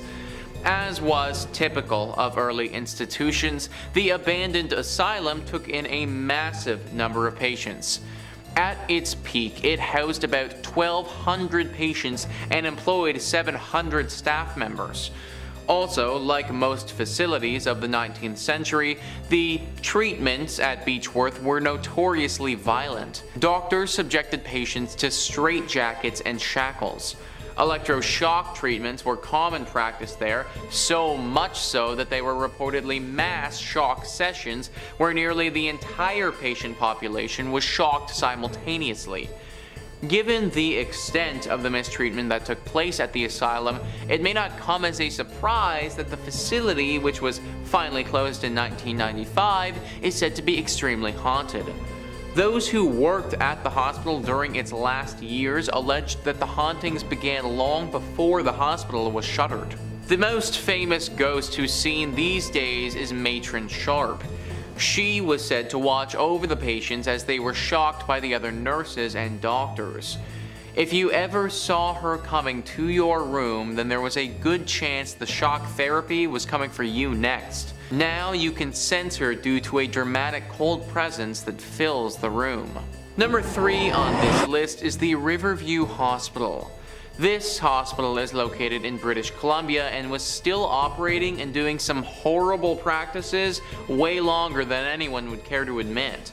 It was first built in the early 1900s in a less populated part of BC. It had almost 250 acres of land to itself and a bunch of different buildings that served various purposes. There was one building called the West Lawn Pavilion, which actually was said to house the most disturbed male patients in the whole country. This part of the hospital eventually shut down in 1983, but the rest of the place, where a bunch of questionable practices were going down, that didn't shut down until 2010. That's right, guys, 2010. Literally only 12 years ago, this place was still operating. Reports revealed that the hospital still employed electroshock therapy in the 21st century and allegedly illegally sterilized a number of patients. In 2005, 9 women received settlements totaling $450,000 following a joint lawsuit filed against the facility over the alleged sterilizations. As much as I want so badly to believe that we are out of this era of poor mental health, we might not fully be. That happened just over a decade ago. If you were sent to this place only a few years prior, then you may have had to deal with this. Kinda makes you wonder how many other places around the world are still conducting horrible treatments that we don't know about. Number 2 on this list is the Ospedale Psichiatrico di Volterra. This abandoned lunatic asylum is located in Italy. All That's Interesting says the asylum at Volterra was meant to be a sort of haven where patients could roam and do as they pleased. There were shops, a gardening company, and a judicial section which became known as the Ferry Pavilion. But the hospital's idyllic objective was sidelined after the facility became overcrowded. By the 1960s, the Ospedale Psichiatrico di Volterra was one of the country's most populated hospitals with more than 6,000 patients. This was largely due to how easy it was to be committed to the hospital, and patients were admitted on the faintest signs of depression to accusations of moral transgressions. The facility was run like a prison, with nurses being referred to as guards or supervisors. Patients were treated like inmates and often sedated or isolated. The cures they were given included electroshock treatments, insulin-induced comas, and ice tank submersions. Patients at the Volterra facility suffered immensely until the hospital was abandoned in 1978 following the passage of the Bassaglia Law, which mandated the closure of all mental hospitals in Italy. I didn't even know that ice tank submersions or insulin-induced comas were a real thing. Like, I just thought stuff like that existed in shows like Stranger Things, but that actually happened. Last I checked, an insulin-induced coma isn't gonna help anyone with schizophrenia. Number 1 on this list is the Willard Asylum. Once again, guys, we have an asylum who initially wanted to help people but ended up doing the exact opposite. All That's Interesting says Willard was a state-of-the-art facility that featured a gymnasium, arts and craft classes, a movie theater, and even a bowling alley. It was meant to be a place where people living with mental illnesses could either devote themselves to their recovery or live in a safe and active environment. One of the hospital's main missions was to treat patients with the goal of preparing them to rejoin society. Despite this ideal, the hospital fell victim to the incomplete ideas and harsh treatments of its day. Patients were still subjected to electroshock therapy and ice baths, and some patients were kept at the asylum until their deaths. Many were buried under unmarked tombstones that still dot the abandoned asylum's grounds. The hospital was finally shut down in 1995. Perhaps most tragic about the asylum's history, however, was the discovery of hundreds of suitcases that were found cataloged in the hospital's attic upon its closure. These were the belongings of patients who died in the hospital and were unclaimed by next of kin. The staff was apparently unable to throw these mementos away. Hundreds of suitcases, guys. Not 1 or 2 or 10, hundreds. That's hundreds of people who died here and were put in unmarked graves. Hundreds of people who died here and whose families either didn't care enough about them to go claim their belongings or were never informed that they died. I'm so happy that times have changed and the stigma around mental health and its treatment is lifting. 100 years ago, the last thing you would have wanted is to have someone try and help you with whatever it is that you're dealing with. Number 5 on this list is the Rolling Hills Asylum. Located in East Bethany, New York, this asylum will suck you in and never let you out. Thrillist says, more a stockpile of outcasts, the poor, the widowed, the orphaned, the handicapped, the criminal, the alcoholic, than an insane asylum per se. The former Genesee County poorhouse, established in 1827, counts over 1,700 documented deaths. Some are convinced that's a lowball number, and hundreds more were buried on the property in unmarked graves. Paranormal activity in the 53,000 square foot building includes screaming, doors slamming, and apparitions, most famously of Roy Cruz, a 7.5-foot giant who died there in 1942. There's also something known as the Shadow Hallway, so named because of the shadowy apparitions that peek out from doors or shuffle and crawl across the corridor. A variety of ghost tours are available. These shadow creatures, the ones that pass through the shadow hallways, they apparently aren't the friendliest of creatures from what I've heard. Lots of people who have gone into this place never make it out again. It's thought that this is the work of the shadow creatures here. Then the person who is sucked in by those creatures becomes one of the shadow creatures there as well. Meaning that this asylum is slowly growing in its sinister and evil presence. Who was the initial shadow creature and why these beings have manifested here is unknown. All we know now is that they are here and they are here to stay, which ultimately means that you need to stay away. Number 4 on this list is Narenturm. So this is a weird and unique one for sure. It actually isn't an asylum anymore, and it's also not abandoned, which makes it pretty unique for a list like this. Currently, it actually serves as a museum, believe it or not. Thrillist says it's unclear what's worse, the surely morbid history that took place in Vienna's Fool Tower, Europe's first insane asylum built in 1784, or its current use, the Anatomical Pathological Museum, which features more than 4,000 graphic, gruesome abnormalities, jars full of deformed fetuses, and sickening wax models of untreated STDs. Either way, there's enough nightmare fuel in this place to last you until next Halloween. Nightmare fuel is an excellent way to describe this place. It's messed up for sure, guys. I don't know if you're going to get into a position where you won't be able to leave this place, but you definitely will be feeling weird for sure based on what you're looking at. Untreated STDs and deformed fetuses. No thank you. Not to mention this place might actually be haunted.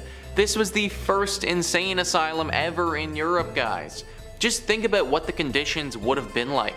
Conditions in mental hospitals today are still not super ideal, but back then you would have been treated horribly.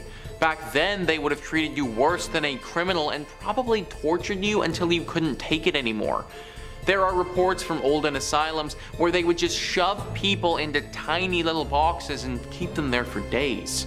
Obviously, the people who had to go through this, their spirits have never been able to rest or find peace. So along with the STDs, you might also get haunted as well.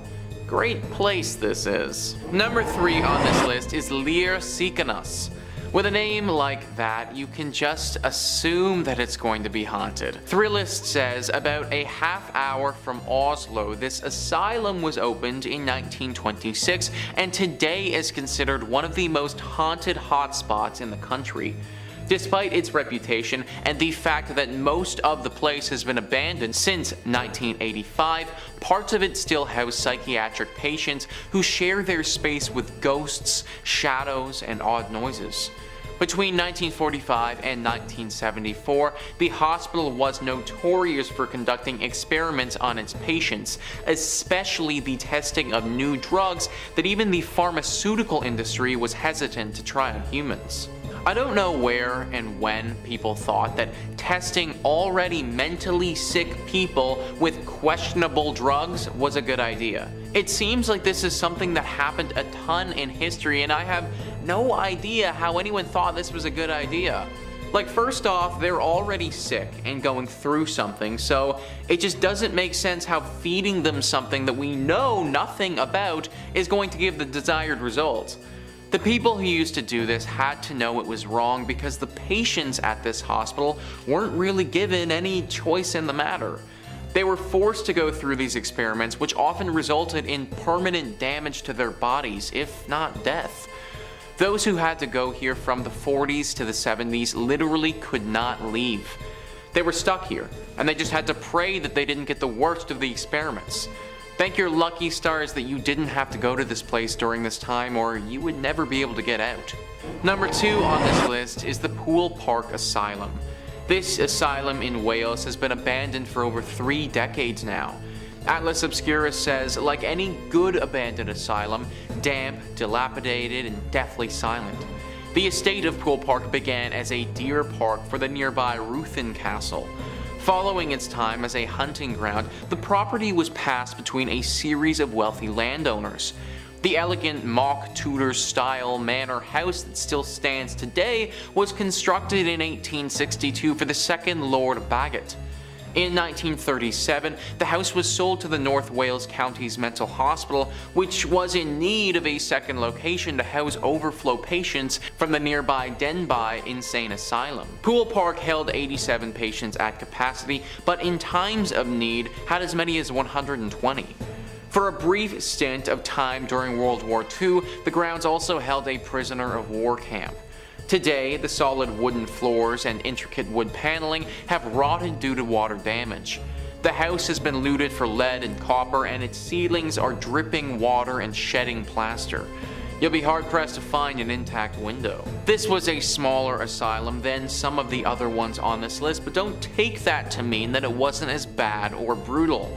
People suffered here, just as much as in the bigger asylums. It was just a bit more personal here, considering there weren't that many people. It also wasn't just mental patients who suffered, but as you can probably imagine, the prisoners of war didn't fare too well either. There were definitely a few disappearances, if you will, during that time of the asylum's life. Now, people are free to come and go as you wish, considering the asylum is abandoned, but there are a few ghosts that are fully trapped here. These ghosts are of mental patients and war vets alike, and they are forever bonded to this place, forced to live in this horrible purgatory. You probably don't want to visit this place for fear that they could keep you there with them. And finally, number 1 on this list is the Creedmoor Psychiatric Center, Building 25. High probability that if you got sent to this place, then you are never getting out again. Atlas Obscurus says, opened in 1912, Creedmoor State Hospital was initially the farm colony of Brooklyn State Hospital, now Kingsborough, with 32 patients who worked the farmland as part of their treatment. Like many other similar institutions, over the first half of the 20th century, the population at Creedmoor rapidly expanded before deinstitutionalization occurred beginning in the 1950s, at which point the hospital shrank from 8,000 to 500 patients in the span of only 4 decades. The 1970s were a rough time for the hospital when crime infested the campus. 3 assaults, 22 violent assaults, 52 fires, 130 burglaries, 6 people taking their own life, a shooting, and a riot occurred within 20 months of each other. It was around this time that Building 25 was abandoned. Never sold off or demolished, it has been rotting on the hospital grounds since it was vacated in the early 1970s. Yeah, so with everything that went down here, I think it's pretty clear that if you got sent here, odds were not in your favor. These were all things that happened outside of the asylum too. Inside the asylum with the patients and everything, you had the same sick experiments and treatments going down as some of the other ones on this list. Thank goodness it closed down and it isn't operating anymore. In 5th place, we have Isla de las Muñecas, Mexico. Decided to kick off today by being an overachiever. This is an entire abandoned island. The island of the dolls in Mexico is like something straight out of a horror movie, but my kind of horror movie. Located on Texuelo Lake, it is home to hundreds of hanging, slowly decaying dolls, thanks to a man named Don Julian Santana. Over 50 years ago, Don Santana left his wife and child and moved onto an island on Texuelo Lake in the Exoquimilicos canals. According to him, a young girl actually drowned in the lake in the 1950s, and Don Julian Santana devoted his life to honoring this lost soul by collecting and hanging up dolls by the hundreds. Eventually, he transformed the entire island into a doll-infested wonderland. Now, he began collecting lost dolls from the canals and the trash near his island home. He's also said to have traded produce he grew to locals for more dolls. Don didn't really clean up the dolls or attempt to fix them, but he rather put them up with missing eyes and limbs, covered in dirt, and generally in whatever ramshackle state he found them in. Even when dolls arrived in good shape, the wind and weather turned them into cracked and distorted versions of themselves. Don also kept his cabin filled with the dolls, which he dressed in headdresses, sunglasses, and other various accessories. Despite the fact that most people found the island frightening, Don saw the dolls as beautiful protectors, and he welcomed visitors, whom he would, show around, charging a small fee for taking photos. In 2001, Don Santana was found drowned in the same area in which he believed that small child had passed away. According to legend, the dolls in the island are haunted by the spirits of the dead girl, and perhaps even by Don himself. Okay, who wants to go on a road trip with me? Anyone? Oh, thanks. In 4th place, we have Pryyot, Ukraine. So Pryyot is an abandoned city in northern Ukraine, located near the border with Belarus. Named after the nearby river of the same name, it was founded on February 4th of 1970 as the 9th Atomgrad, which was a type of closed town in the Soviet Union to serve the nearby Chernobyl nuclear power plant, which was located in the adjacent ghost city of Chernobyl. So Pryyot was officially proclaimed a city in 1979 and had grown to a population of around 49,000 by the time it was evacuated on the afternoon of April 27th of 1986, one day after the Chernobyl disaster, making it younger as a city at that time than I am now. Although it was located within the administrative district of Ivankiv Rayon, the abandoned municipality now has a status of City of Regional Significance within the larger Kyiv Oblast and is administered directly from the capital of Kyiv. Pryyot is also supervised by the State Emergency Service of Ukraine, which manages activities for the entire Chernobyl exclusion zone. So following the 1986 Chernobyl nuclear disaster, the entire population of Pryyot was moved to the purpose-built city of Slavutich. At the time of the evacuation, the average age of residents was about 26 years old, and the city housed 13,414 apartments in 160 apartment blocks, with 18 halls of residence accommodating up to, let's say, 7,600 single males or females, and 8 halls of residence for married couples. In terms of education, there were 15 kindergartens and elementary schools for 4,980 children, each with their own nickname, and 5 secondary schools for about 6,000 students. In 2019, it was announced that folks could start visiting the affected areas if certain health and safety procedures were followed, but I don't feel like visiting a radiation-affected city is high up on my bucket list at this point in time. In 3rd place, time to visit the Bodie State Historic Park. So formerly a genuine gold mining town, located east of the Sierra Nevada mountain range in Mono County, California, and now a national landmark, it is known as one of the best preserved ghost towns in the world. It is named after W.S. Bodie, first name unknown, but rumored to be either William or Waterman, who discovered gold in 1859 in an area now known as Brody Bluff. He tragically passed in a snowstorm that same winter and was never present for what came to be. According to pioneer Judge McClinton, the district's name was changed from the proper spelling of Bodey to Body, and then a few other phonetic variations, to eventually Bodie,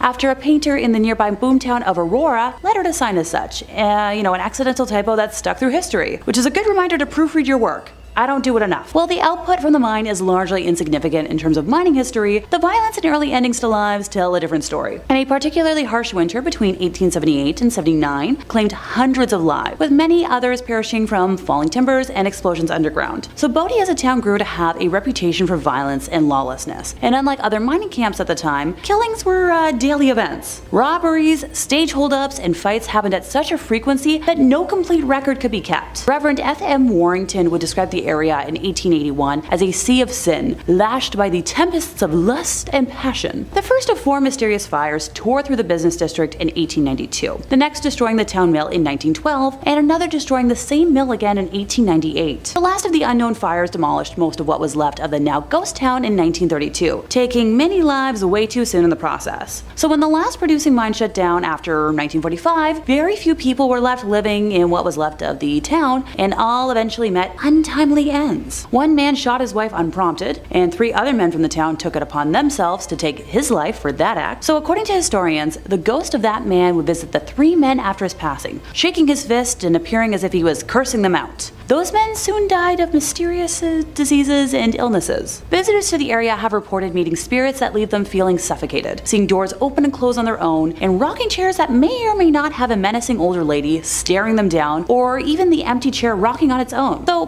Bodie might be a bit of a tourist destination nowadays, but if you remove anything from the land, I'm talking like a pebble, you'll be cursed with remorse and tragedy. The park keeps a logbook of all letters and items returned to them, with each thief writing an apology note to Bodie for what was taken. The curse is upheld by the ghosts of residents past who guard against thieves and protect the town's treasures. Okay, so kleptos, steer clear or be cursed. In second place, we have the island of Poveglia. Yep, another entire abandoned island. This one's a little creepier though. So the island is located in the lagoon near Venice, and is famous for being one of the most haunted places in Italy. Tourists and locals alike are banned from the island, which was used for centuries as a place to exile the sick to prevent the spread of disease and contain the mentally ill in an asylum built in the late 1800s. Yes, I'll backtrack and elaborate. So in 1348, the bubonic plague arrived in Venice and Poveglia, like many other small islands at the time, and it became a quarantine colony. The plague on average killed 1 out of 3 Europeans, by the way. So fearing the unbridled spread of the disease, Venice exiled many of its symptom-bearing citizens there. So at the island center, the dead and those too sick to protest were burned on giant pyres. So this included the tens of thousands of Venice citizens just dying on the mainland. Those fires would burn once more in 1630 when the Black Death again swept through the city. The small island was used as a mass burial ground, and ashes from human remains make up as much as 50% of the island's soil. Cripes, I hope it's a good fertilizer. The deaths of nearly 160,000 people on the island have given it its nickname, the Island of Ghosts. A doctor at the asylum was known to have experimented on patients with crude lobotomies and jumped from the bell tower in the late 1930s after claiming he had been driven mad by ghosts. Decades later, nearby residents claimed to still hear the bell, although it was removed many years earlier. A report titled Haunted History states that some restoration work had started in recent history but abruptly stopped without explanation. Okay, maybe this is one spot on today's list that I might not want to visit. And in first place, we have St. Elmo in Colorado. St. Elmo is a ghost town and allegedly the best preserved ghost town in all of Colorado, while also boasting the most hauntings and paranormal activity of any ghost town in the state. The town was a major gold and silver trading center and the hub of life for many pioneers, outlaws, and miners for decades. So it was originally called Forest City, but St. Elmo was settled in 1878 and became an official township in 1880 with the arrival of the first post office. So the residents of the town were forced to change the name because there were already too many forest cities in the area. So gotta applaud the originality. St. Elmo went through a massive gold rush, reaching the height of its population of 2,000 residents in only 10 days. The majority of the town worked in one of the 4 local mines.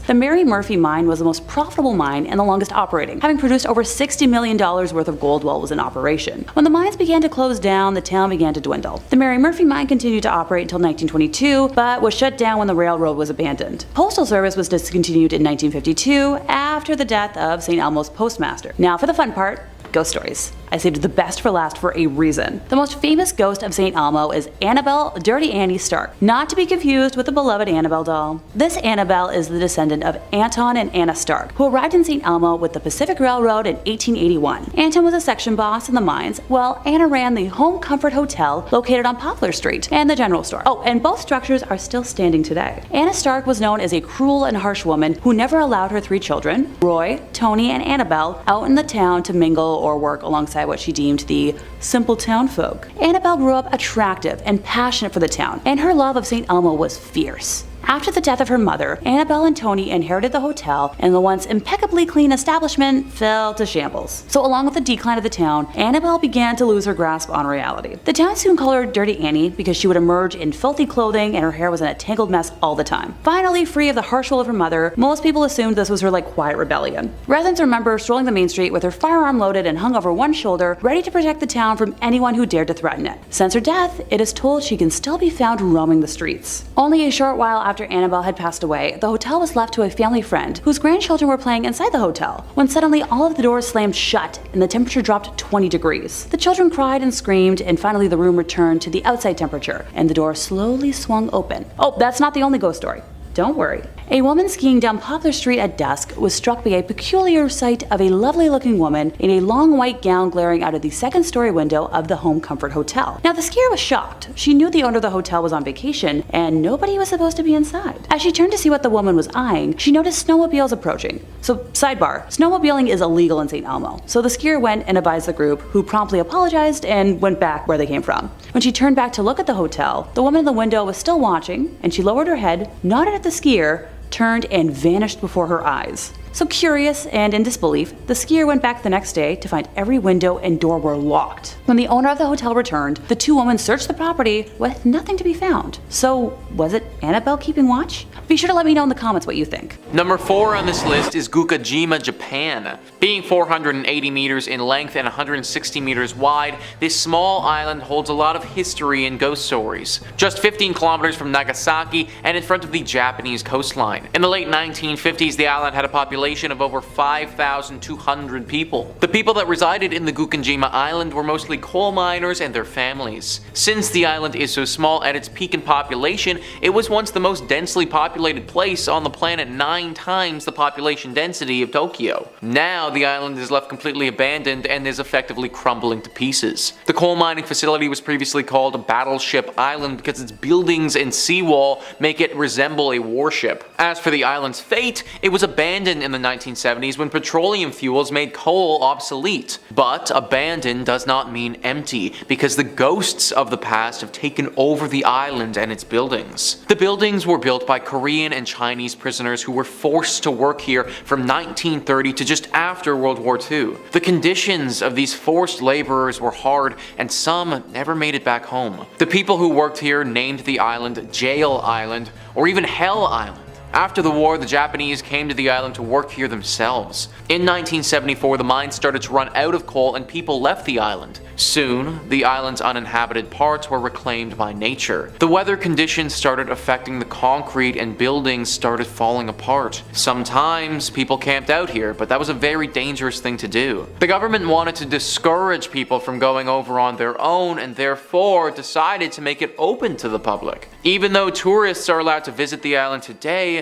the echoes of the past still linger here, especially in the minds of the relatives of those forced laborers that have been forced to work here and inside the crumbling buildings. Fishermen who sail near the island claim they have seen strange flickering lights in the buildings, even though the island has no electricity. Strange noises have been heard and cold spots have been felt. People say they had the sensation of being watched, and there are some claims of people that have been touched by unseen hands. Nowadays, people who have visited say the decaying settlement contains so many items from the 70s that it almost looks as if people still live there. Day trippers beware, though as exploring Hashima regime takes organization, and many of the building structures are dangerously unstable. Number 3 on this list is Deception Island in Antarctica. Deception Island can be found just off the northwest Antarctic peninsula in the South Shetland Islands. The island itself is quite remote and can only be reached by ship. The island was once known for being the safest harbor in Antarctica and used as a sealing and whaling station, having interested Britain, Chile, and Argentina for a place of science and military, where Britain ended up using it as a military base, but not for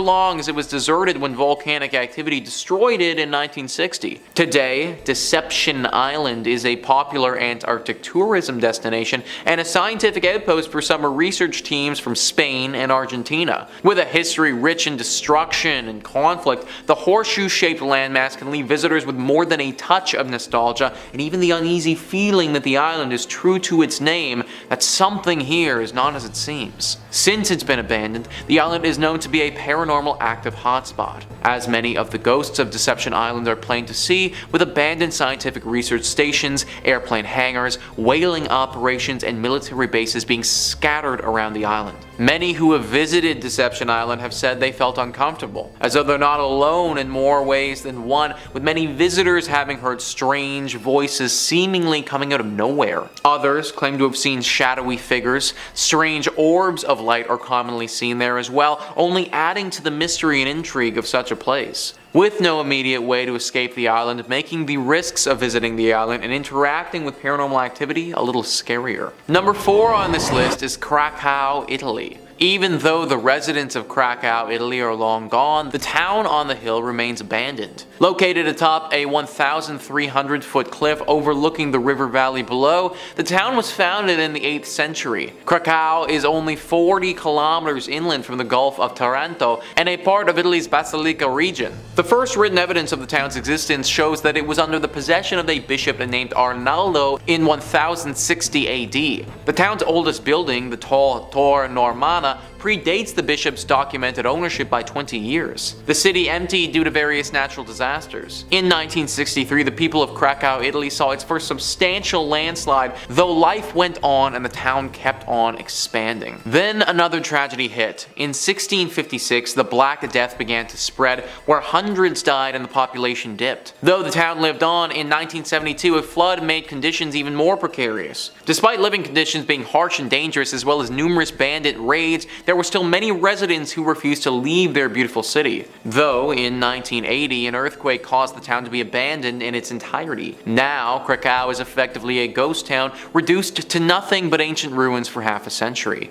It's an eerie look at a once thriving village that's now known as a ghost town. The oldest part of Krakow, built on solid bedrock, still remains standing. As beautiful as Krakow is, the land and location have proven not suitable for habitation. From its rich tragic history and frozen in time as a medieval town, it's only safe to assume that the town is haunted by its past. In at number 5 we have Batstow Village in New Jersey. Located in New Jersey, Batstow Village is a historic community centered around the Batstow Iron Works. The site was ideal for ironwork because there was water for mills, abundant wood for charcoal, and naturally occurring bog iron. The well-preserved and lovingly restored village dates back to 1766. As the operation of ironwork grew, so did the village. There were mills, cottages, and over 3 dozen structures and buildings still remain, many from the early 1800s. But by mid-1800s, iron production declined due to the discovery of coal ore. As the need for iron declined, then glassmaking was pursued by the town, but at that point the population already started to dwindle. When Joseph Wharton purchased the property, he primarily focused on forestry and agricultural endeavors. After Joseph Wharton passed in 1909, the property was managed by a trust. The state of New Jersey began buying the land in the 1950s. The last resident to leave the town left in 1936, but not before strange disappearances occurred. According to local legend and a bunch of conspiracy theorists, Ong's Hat offers a portal to a different dimension. In the 1970s, a few professors from Princeton fled there after being mocked by their quantum physics theories. This is when they claimed to have discovered interdimensional travel. According to other local legends, the devil is the 13th born son of the Leeds, the first inhabitants of New Jersey. Mother Leeds gave birth to a healthy baby, who within minutes transformed into this beast. This old ghost town is said to be a hotspot for the Jersey Jersey Devil activity, and in the last 50 years there have been numerous reports and encounters with the beast in this area. Some of these encounters include strange tracks along with hearing screams just outside of the village. One sighting of the Jersey Devil comes from a group that saw the creatures crossing the street in front of them. When visiting the village, some say you can feel his presence as if he's walking right behind you. In at number 2 we have Ludlow, Colorado. Located about 12 miles north of Trinidad, Ludlow, Colorado is a ghost town known for an infamous event in 1914. A former mining camp, it was the location of the Ludlow Massacre. Beginning in 1910, the resident coal miners grew unhappy over their dangerous working conditions and began to debate a strike. By 1913, a strike had begun, much to the dismay of owner John B. Rockefeller. On April 20th, 1914, there was a massacre in Ludlow, where the Colorado National Guard and Colorado Fuel and Iron Company guards attacked miners, burning their tents to the ground. Known as the Ludlow Massacre, 25 people lost their lives. The massacre was the height of the Colorado Coalfield War, which began a year earlier in 1913. Two coal mining counties, Las Animas and Huerfano, were the centers of the conflict. The United Mine Workers of America led the strike against the Colorado Fuel and Iron, owned by Rockefeller. They were upset over the horrible working conditions. Both parties led attacks back and forth over the years. Today, the old company town of Ludlow still stands as a ghost town, and the site of the tent city is also kept reserved, now under the care of the United Mine Workers of America. A monument to the deceased was also built by the Union at the site. In addition, the cellar where so many innocents perished is still in place. The doorway can still be seen and the dark depths of the pit can still be viewed. Though this isn't recommended, as many people who visit the abandoned ghost town report a strange feeling when looking through the doorway, and even worse, possible whispers around them with an unexplainable source. And finally, in at number 1 we have Helltown, Ohio. The abandoned town known as Helltown can be found in the Cuyahoga Valley in Ohio. There sits an eerie, deserted town known by locals to be haunted. No people live in the area anymore, though there are still remnants of the lives of former residents left behind. The whole town is surrounded by hazardous roads that seemingly lead to nowhere. Locals believe this was done to confuse any wandering explorers. But the Helltown Church seems to have inspired the town's ominous name. The tiny white church is in the center of Helltown and is central to all local theories. Some say the church was a place of worship for practicing Satanists who still lurk around the closed-off roads, hoping to recruit unwelcome visitors. Others believe the town was evacuated after a chemical spill that resulted in bizarre mutations of the residents and animal population. The legend of the Peninsula Python stems from this theory. There even sits an abandoned school bus in the town with legends of its own. The story goes that the bus was carrying a group of high school students who were going to one of the ski resorts near Boston when an elderly woman flagged down the bus. She was in a panicked state and explained that there was a young boy in her house who was seriously hurt. The bus driver, in an attempt to help, turned down her driveway and drove into the woods hoping to help the boy. When the bus approached the house, Satan worshippers swarmed it and sacrificed all those on board. The bus sat back there for over 30 years, standing as a warning to all who decide to venture into Helltown. A local paranormal investigator set out to research the abandoned town, and to his surprise, what he discovered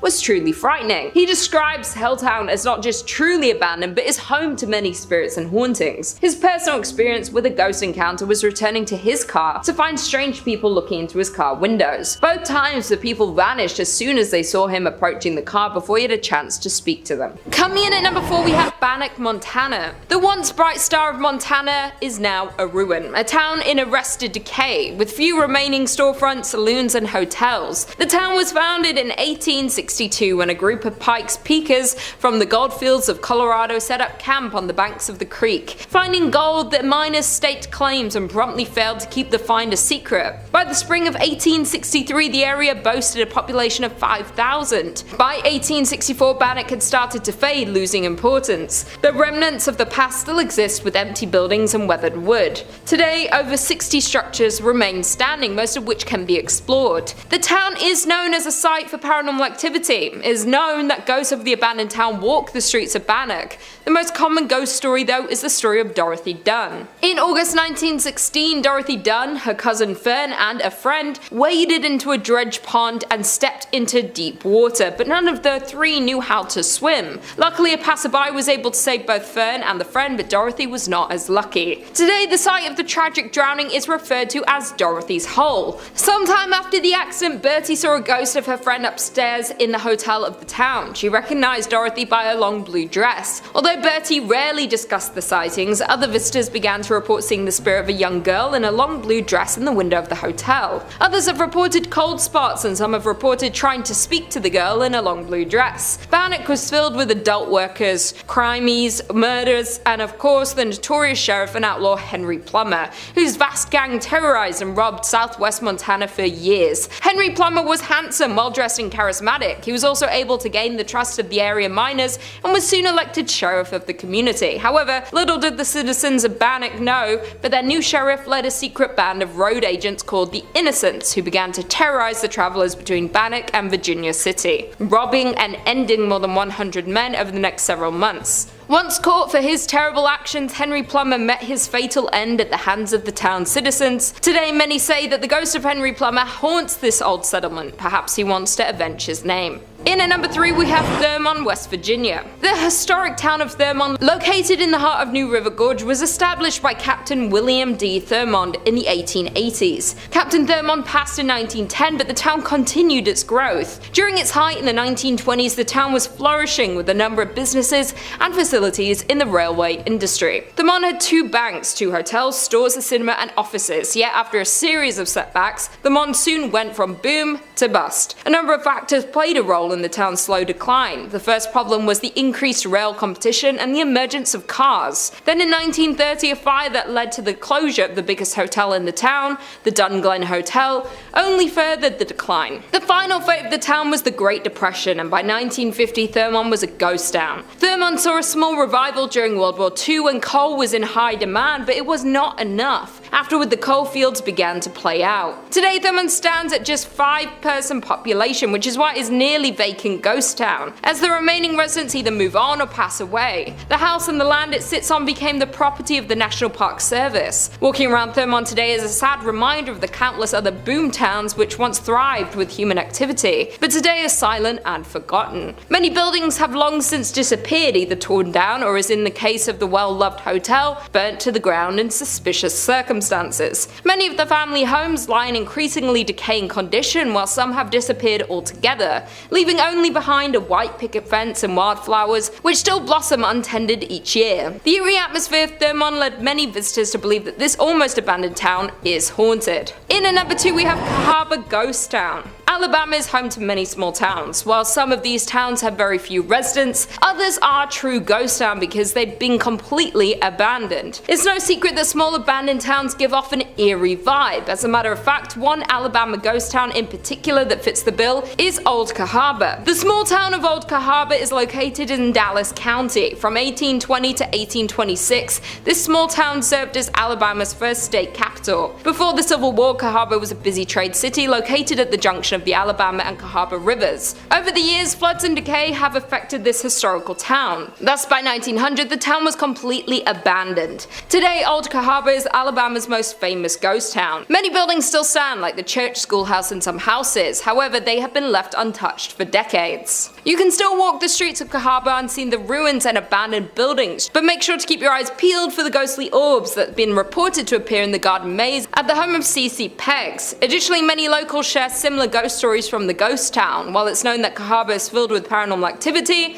one groundskeeper that works at the New Cahaba Cemetery has reported hearing voices as they worked. While tourist groups claim to have recordings of unusual sounds, and others say they've captured unexplained lights or shadows in photographs. Another site that's reportedly haunted is the Barker House. This mansion was built in 1860 by Stephen Barker and contained slave quarters behind the house. After people started leaving the town in 1870s, the house was bought by Samuel McGurdy Kirkpatrick. It burned in 1935 and was rebuilt, but today it's in pretty bad condition. The only people usually left inside are paranormal investigators. Reports from said investigators include seeing a ball rolling across the floor on its own, and a stuffed animal appearing to communicate with something else in the room. But the most well-known haunting in Cahaba is Peggs' ghost. Colonel Christopher Claudius Peggs was the leader of the 5th Alabama Regiment and was wounded leading a charge at the Battle of Seven Pines in Virginia in May 1862. He died from his wounds 2 months later on July 15th As the story goes, the couple were walking behind Peg's home in the spring of 1862. As they walked, they spotted a ball of light. They tried to touch it, but their hands went right through it. It disappeared, but later came back and followed the couple. Due to all the mysterious crimes that happened in association to Peg, seeing an orb around his former house is considered a bad omen and possibly even a supernatural warning. And finally, in at number 1 we have Centralia, Pennsylvania. Located in a quiet valley of Columbia County, Pennsylvania,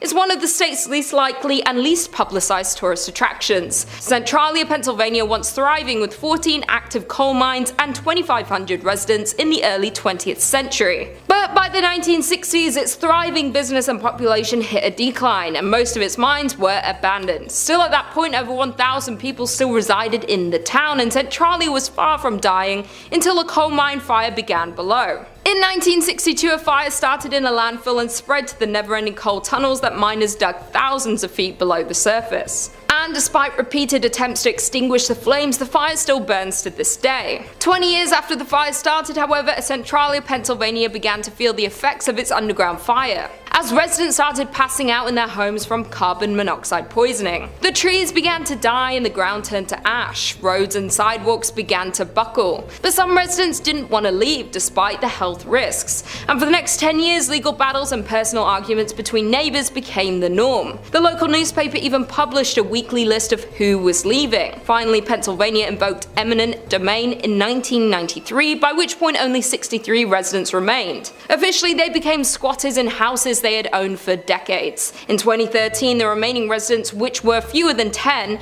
won a settlement against the state. Each was awarded $349,500 and ownership of their properties until they die, at which point Pennsylvania will seize the land and finally demolish what structures remain. In at number 4 we have Rhyolite, Nevada. Founded in 1904 and abandoned by 1916, Rhyolite was one of several short-lived boom towns from the late gold rush era. People were drawn to the desert on the edge of Death Valley by the promise of gold found amongst quartz in local mines. And by 1906 the town had all the promising indicators of permanence and the largest population in the area. The town's citizens had an active social life, including baseball games, dances, basket socials, whist parties, tennis, a symphony, Sunday school picnics, basketball games, Saturday night variety shows at the Opera House, and pool tournaments. In 1906, Countess Majowski opened the Alaska Glacier Ice Cream Parlor to the delight of the local citizenry. That same year, an enterprising miner, Tom T. Kelly, built a bottle house out of 50,000 beer and liquor bottles. But in 1907, the US financial markets were rocked by panic that saw closures of banks, businesses, and mines. Rhyolite began to falter. The mine closed in 1911. Some claim that Rhyolite, about 120 miles northwest of Las Vegas, was once home to thousands of people, though not much remains of its glory days, which lasted less than 20 years. Set up in 1905, the town was a mining hotspot, but after the richest ore was exhausted, workers left for a new pasture, and the population had dropped to close to zero by 1920. Industrialist Charles M. Schwab invested heavily in Rhyolite's infrastructure, which boasted a school, electric lights, water mains, newspapers, a hospital, and even an opera house, some of which can be seen today. There are only around 10 significant structures, yet the site is very evocative. The crumbling remains set against a backdrop of stark desert hills. In at number 3 we have Jazrat al-Hamra, which is best known as the ghost town of the United Arab Emirates, is said to be the country's most haunted place, remaining a number of spooky events experienced by the locals and curious visitors. Jazrat al-Hamra is an abandoned village located to the south of the city of Ras Al Khaimah, one of the 7 emirates that form the UAE.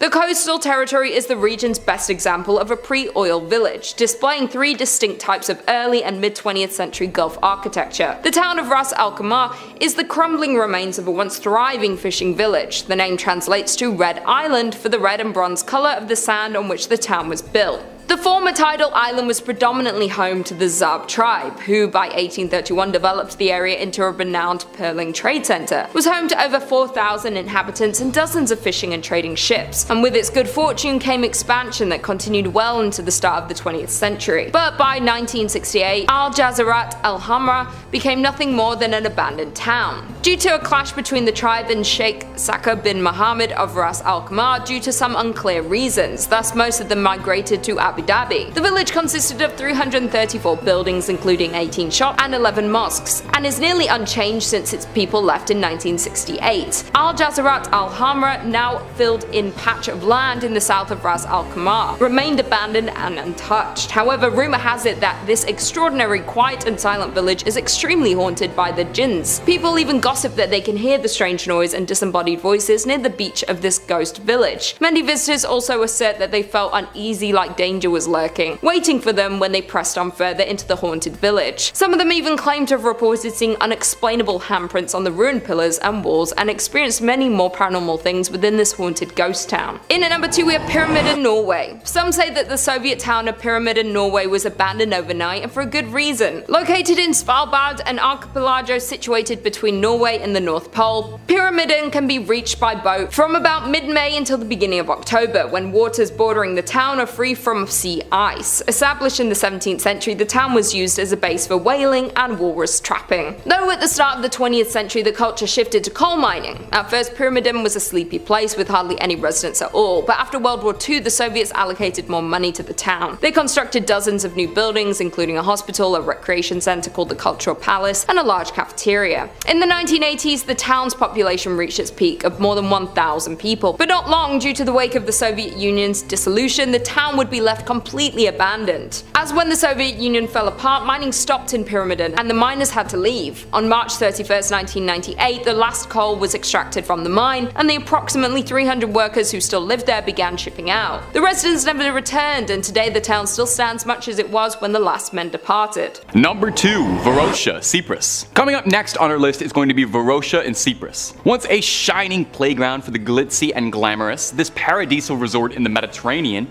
was a popular spot for the celebrities of yesteryear in the 1970s to get away from it all and put their feet up and stop worrying about the daily stresses of having a lot of money and being a movie star. That kind of lifestyle's taxing. The suburbs enjoyed a thriving tourist economy, with the golden sands and beachfront hotels being a force in enticing people to come. Of course, fame is fleeting and nothing in this world lasts forever, like celebrity resort towns. In 1974, Turkey would invade Cyprus and occupy the north in a response to a Greek nationalist-led coup. So the 15,000 people that lived in Varosha all up and fled the city in terror, leaving everything behind as it stood. Unfortunately, years of political strife and controversies in the area kept Varosha's residents from ever returning to their homes, leaving the city to rot in open air and decompose into a wasteland. One look at Varosha and it just seems like a tragic waste, trying to wrap your head around the money, livelihoods, industry, all just lost forever. It's a very eerie feeling looking at the photos of Varosha, seeing the earth try to take the city back. Buildings crumbling, trees sprouting through the bottom floors of cafes and restaurants. Well, why not just go in, fix the place up a little,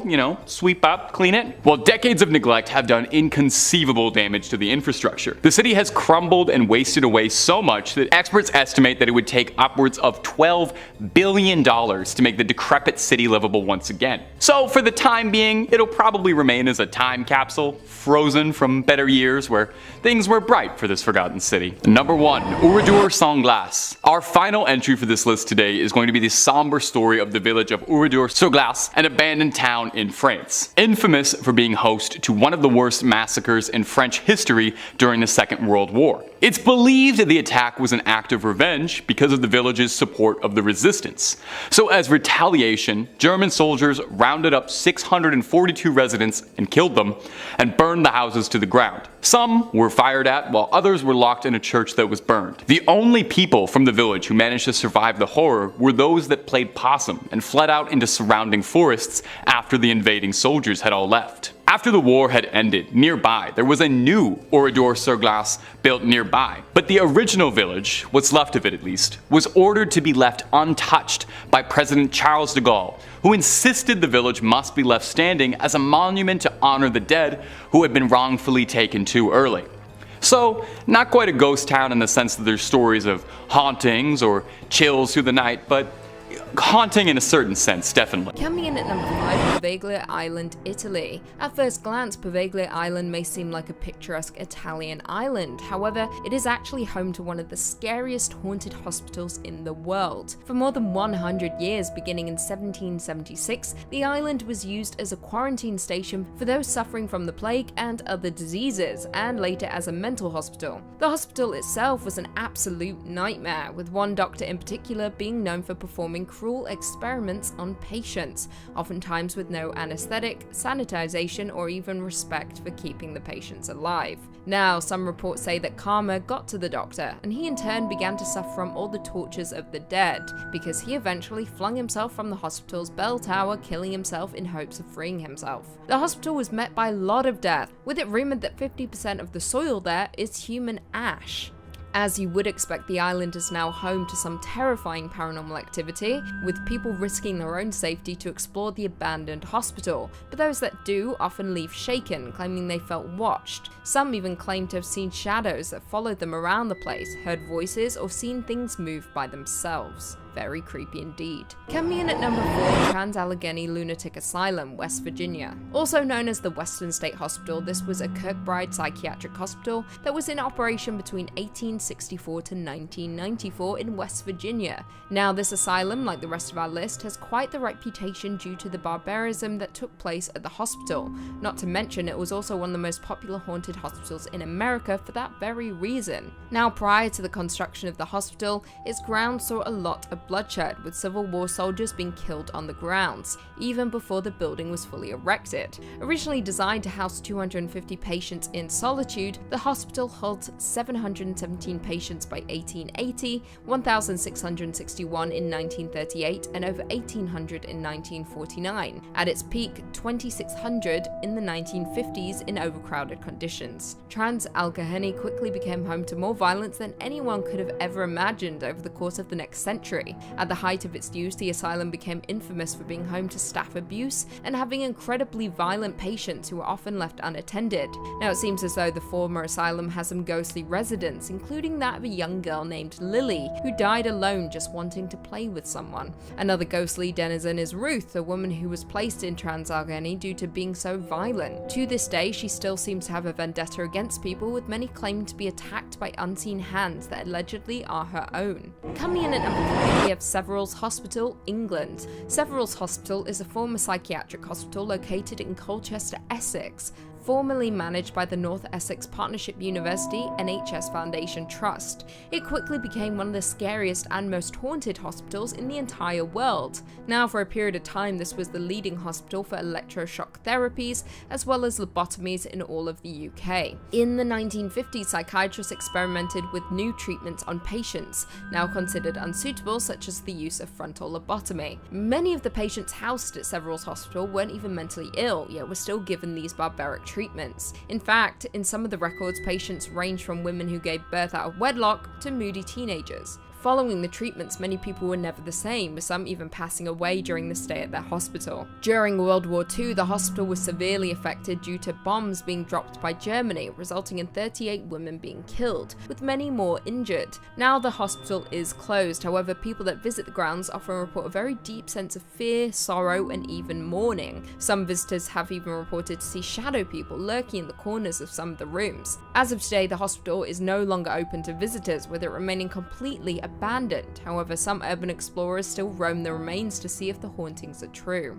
Coming in at number 2, we have Waverly Hills Sanitarium, Kentucky. Very few hospitals have as dark a past as Waverly Hills Sanitarium, making it one of the scariest hospitals, not just in the United States, but in the entire world. Now closed, the Waverly Hills Sanitarium is located in Louisville, Kentucky, with it opening as a 2-story hospital in 1910 to accommodate 40 to 50 tuberculosis patients. However, in the early 1900s, Jefferson County was struck by an outbreak of tuberculosis, which prompted the construction of a new hospital. However, some of the treatments they offered for tuberculosis included fresh air exposure, even during the winter. Other treatments included ballooning the lungs or even removing a lung entirely. As you would imagine, these treatments didn't have a high success rate, resulting in a large amount of deaths and a reputation for being a place where no one is left alive. Now, according to some reports, the deaths grew so rapidly the hospital was was forced to create an underground tunnel in order to cart the bodies out without having patients see them.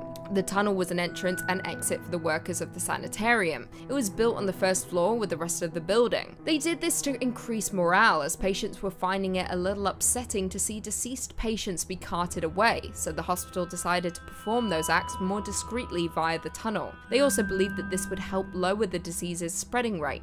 Now, once TB rates began to die down, the sanitarium became a mental hospital that quickly became overcrowded. Patients would often undergo treatments such as lobotomy, not to mention experimental procedures and physical abuse by staff. These days, it is known as one of the most haunted hospitals in the world, which houses the room where a nurse killed herself after finding out she was pregnant with the doctor's baby. And finally, coming in at number 1, we have Beechworth Lunatic Asylum, Australia. Australia is filled to the brim with terrifying wildlife that could, on any given day, potentially kill you. So saying that, it might not come as much of a surprise to know that Australia has some equally as terrifying hospitals, including Beechworth Lunatic Asylum. Originally known as Beechworth Asylum, this is a decommissioned hospital in the town of Victoria, Australia. It ultimately closed in 1995 after 128 years of operation. For those 128 years, Beechworth Asylum was home to some of Australia's most violent criminals. It was also notorious for its abusive staff members, as well as for a number of unexplained disappearances. It is said that Beechworth conducted some of the typical medical treatments of that time, including straitjackets, restraint chairs,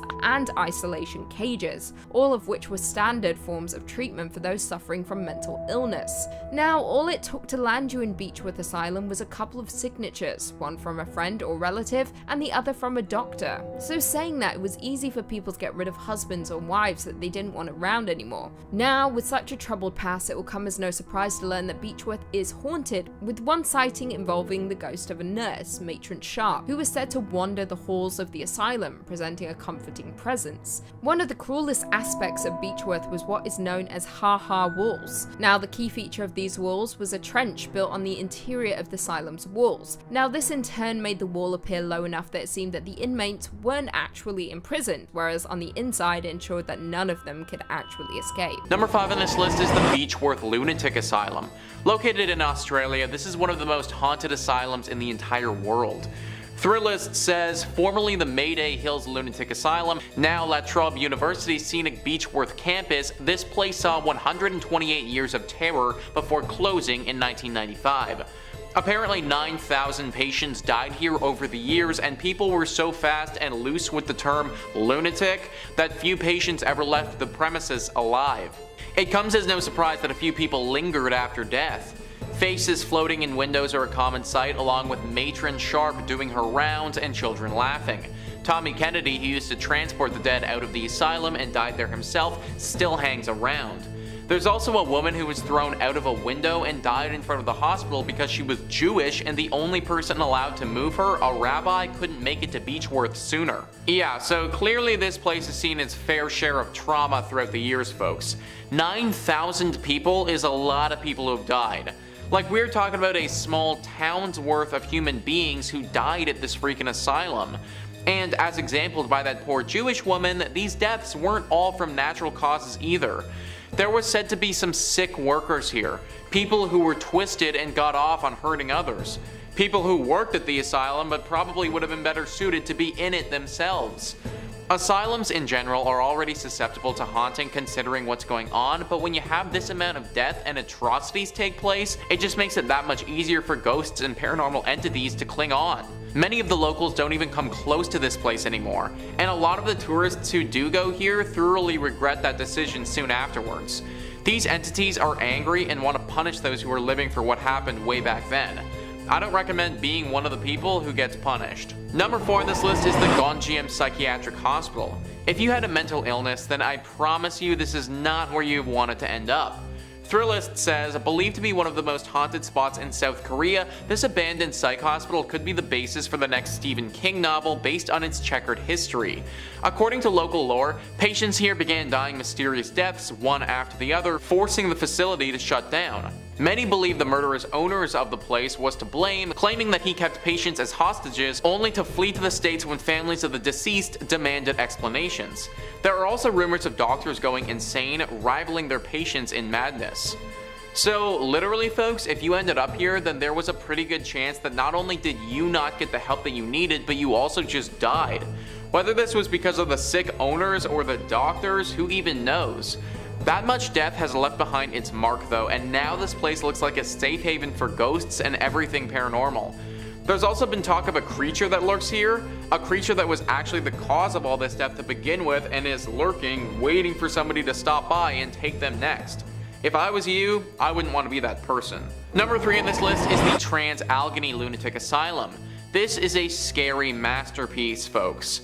Thrillist says, this impressive structure, allegedly the world's second largest hand-cut stone masonry building after the Kremlin, looks like it was designed as the set of a blockbuster thriller.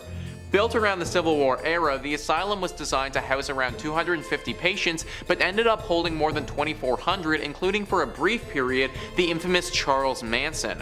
That's the opposite of a celebrity endorsement. Along with severe overcrowding, profound abuse abounded. People were locked in cages, lobotomized with ice picks, chained to things, and the combination led to hundreds of deaths and a palpable air of suffering. Apparitions are aplenty, like the still deranged patient Ruth who likes to attack visitors. And since the asylum was also briefly a Civil War military base, uniformed soldier ghosts roam the halls. Thousands have claimed to hear voices telling them to get out. Civil War themed ghost tours, tours of the medical center, forensic buildings and geriatrics buildings, and zombie events and balls fully play up the twisted history on the campus grounds. Now, don't get me wrong, would it be really fun to be part of a zombie event at this place? Yeah, absolutely. But I'm also not trying to get attacked by Ruth, the deranged ghost patient. Whenever people travel to a place like this, there is a risk involved. I personally am not willing to take the risk based on the history that this place has seen. Comment down below if you would. Number 2 on this list is Danver's Lunatic Asylum. This asylum hosted a very select group, criminals. Thrillist says, part prison, part asylum, all terror. This gothic monolith opened in 1878 to house mentally unstable criminals. Thanks to the addition of the mentally handicapped, alcoholics, and plain old felons, it became so severely understaffed by the 1930s that patients' deaths were often not discovered until days later, when they were found rotting in some forgotten corner. Shock therapy and lobotomies were standard procedures. In fact, some called Danvers the birthplace of the prefrontal lobotomy. But a large cemetery on site said to be haunted by evil spirits suggests these were not always successful. The sinister castle-like building is said to have inspired H.P. Lovecraft's Arkham Sanitarium, and so also Batman's Arkham Asylum, and was the setting of demon movie Session 9. And as if that weren't enough, Danvers used to be Salem Village. Yeah, of Salem witch trials fame. Regular ghosts are one thing, witch ghosts are another one altogether. Think about how few people would have had to work here, where a literal patient would die and wouldn't be discovered until days later. And also think about what that would have meant for the actual patients. That means that even if you were still alive, you probably wouldn't be treated or seen by a professional for days at a time. Which also means that you might not eat for days at a time either, and be stuck in what I can only assume would have been a cell by yourself for that entire time.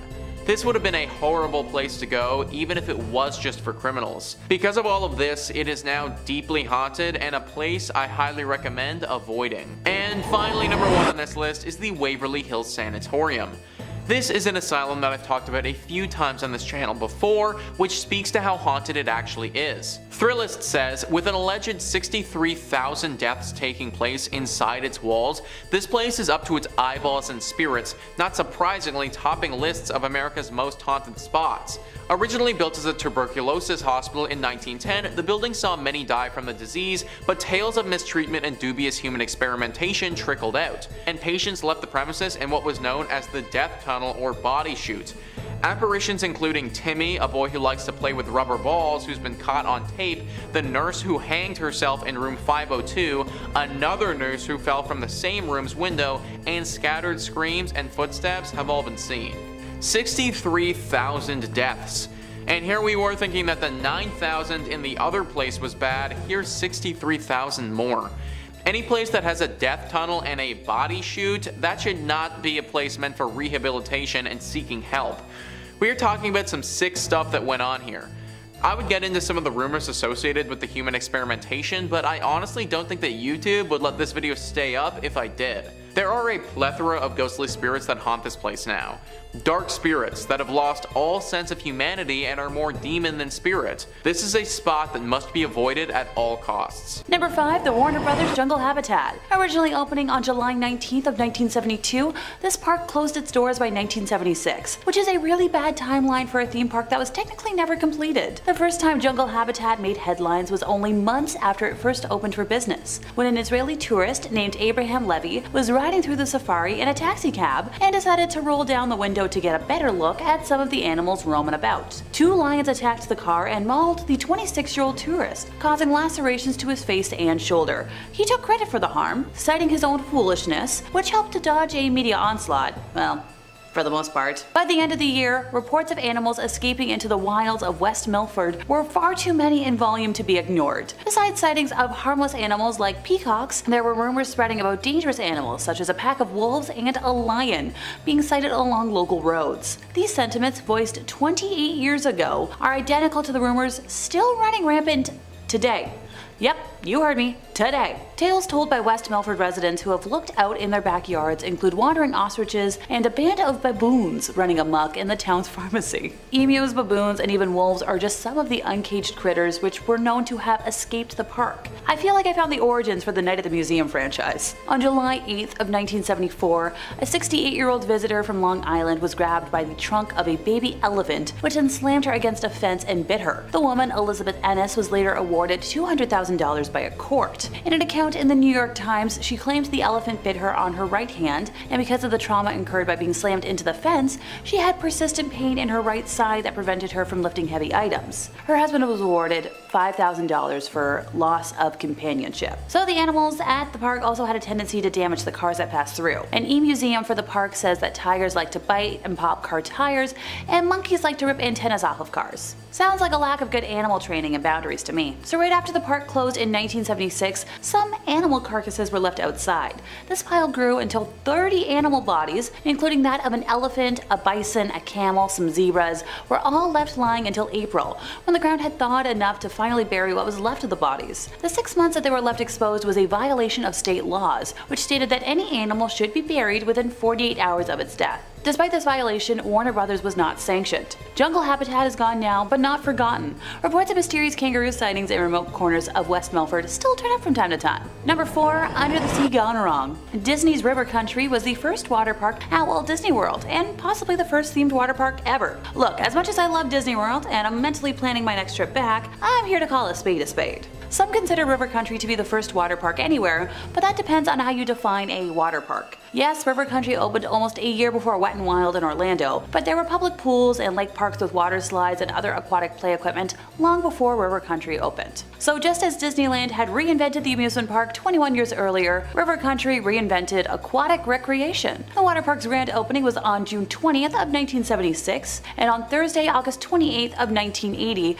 a sad Associated Press story appeared in newspapers throughout North America. It was reported that a rare but deadly disease caused by an amoeba found in Florida freshwater lakes had claimed its 4th victim, a New York youngster who had spent his vacation swimming at River Country. The disease, amoebic meningoencephalitis, attacked the nervous system and brain. You don't want to know how many tries it took me to say that. The youngster died after the amoeba entered his nose, went through the nasal passage, and attacked the nervous system, including the brain. Investigators from the U.S. Center for Disease Control in Atlanta and the New York Health Department pinpointed River Country as the source of the amoeba after the parents reported that the amusement park was the only place where he went swimming. So photos and maps of River Country show that the park had 2 bodies of water. The smaller one was a clean, clear swimming pool. The larger one appeared to be a natural cove, completely open to Bay Lake, which is the largest natural lake at Walt Disney World. At some point in the 1990s, Walt Disney World banned swimming in its lake. The 1995 map of Walt Disney World still included the resort's beaches under the swimming section, whereas the 2000 edition made it clear that the beaches were strictly for sunbathing. But River Country stayed open. There was never another death from amoebic, very long word that I'm not going to try and say again, linked to River Country. But there were 2 drownings, one in 1982 and the other in 1989. So River Country had its normal seasonal closing at the end of the 2001 season, but when the time came for it to reopen for the 2002 season, it didn't. River Country never reopened. Number 3. Joyland deaths. Located in Wichita, Kansas, Joyland once featured state-of-the-art rides and attractions, holding a reign of 55 years of fun and joy. Today, the once popular park is being reclaimed by nature, piece by piece by piece. So Joyland came into existence on June 12th of 1949 and was founded by Lester Ottaway and his sons, Herbert and Harold. Herb Ottaway had a passion for steam engines and race cars, and he refurbished both types of vehicles. By 1934, Herb had refurbished a miniature steam locomotive and cars and was traveling with them to county fairs in Kansas and Colorado. Joyland was open to give Herb's refurbished locomotive a more permanent home. As the attraction became more popular, the Ottaways eventually added a number of different rides and games to the amusement park. Lester Ottaway passed away in the mid-1950s, and his sons continued running Joyland until the early 1970s when they decided to retire. Joyland was then sold to Stanley and Margaret Nelson, who owned the park until it closed its doors in 2004. Joyland featured attractions such as a wooden roller coaster, which I love, a wacky shacky dark ride, a log jam, a sky coaster,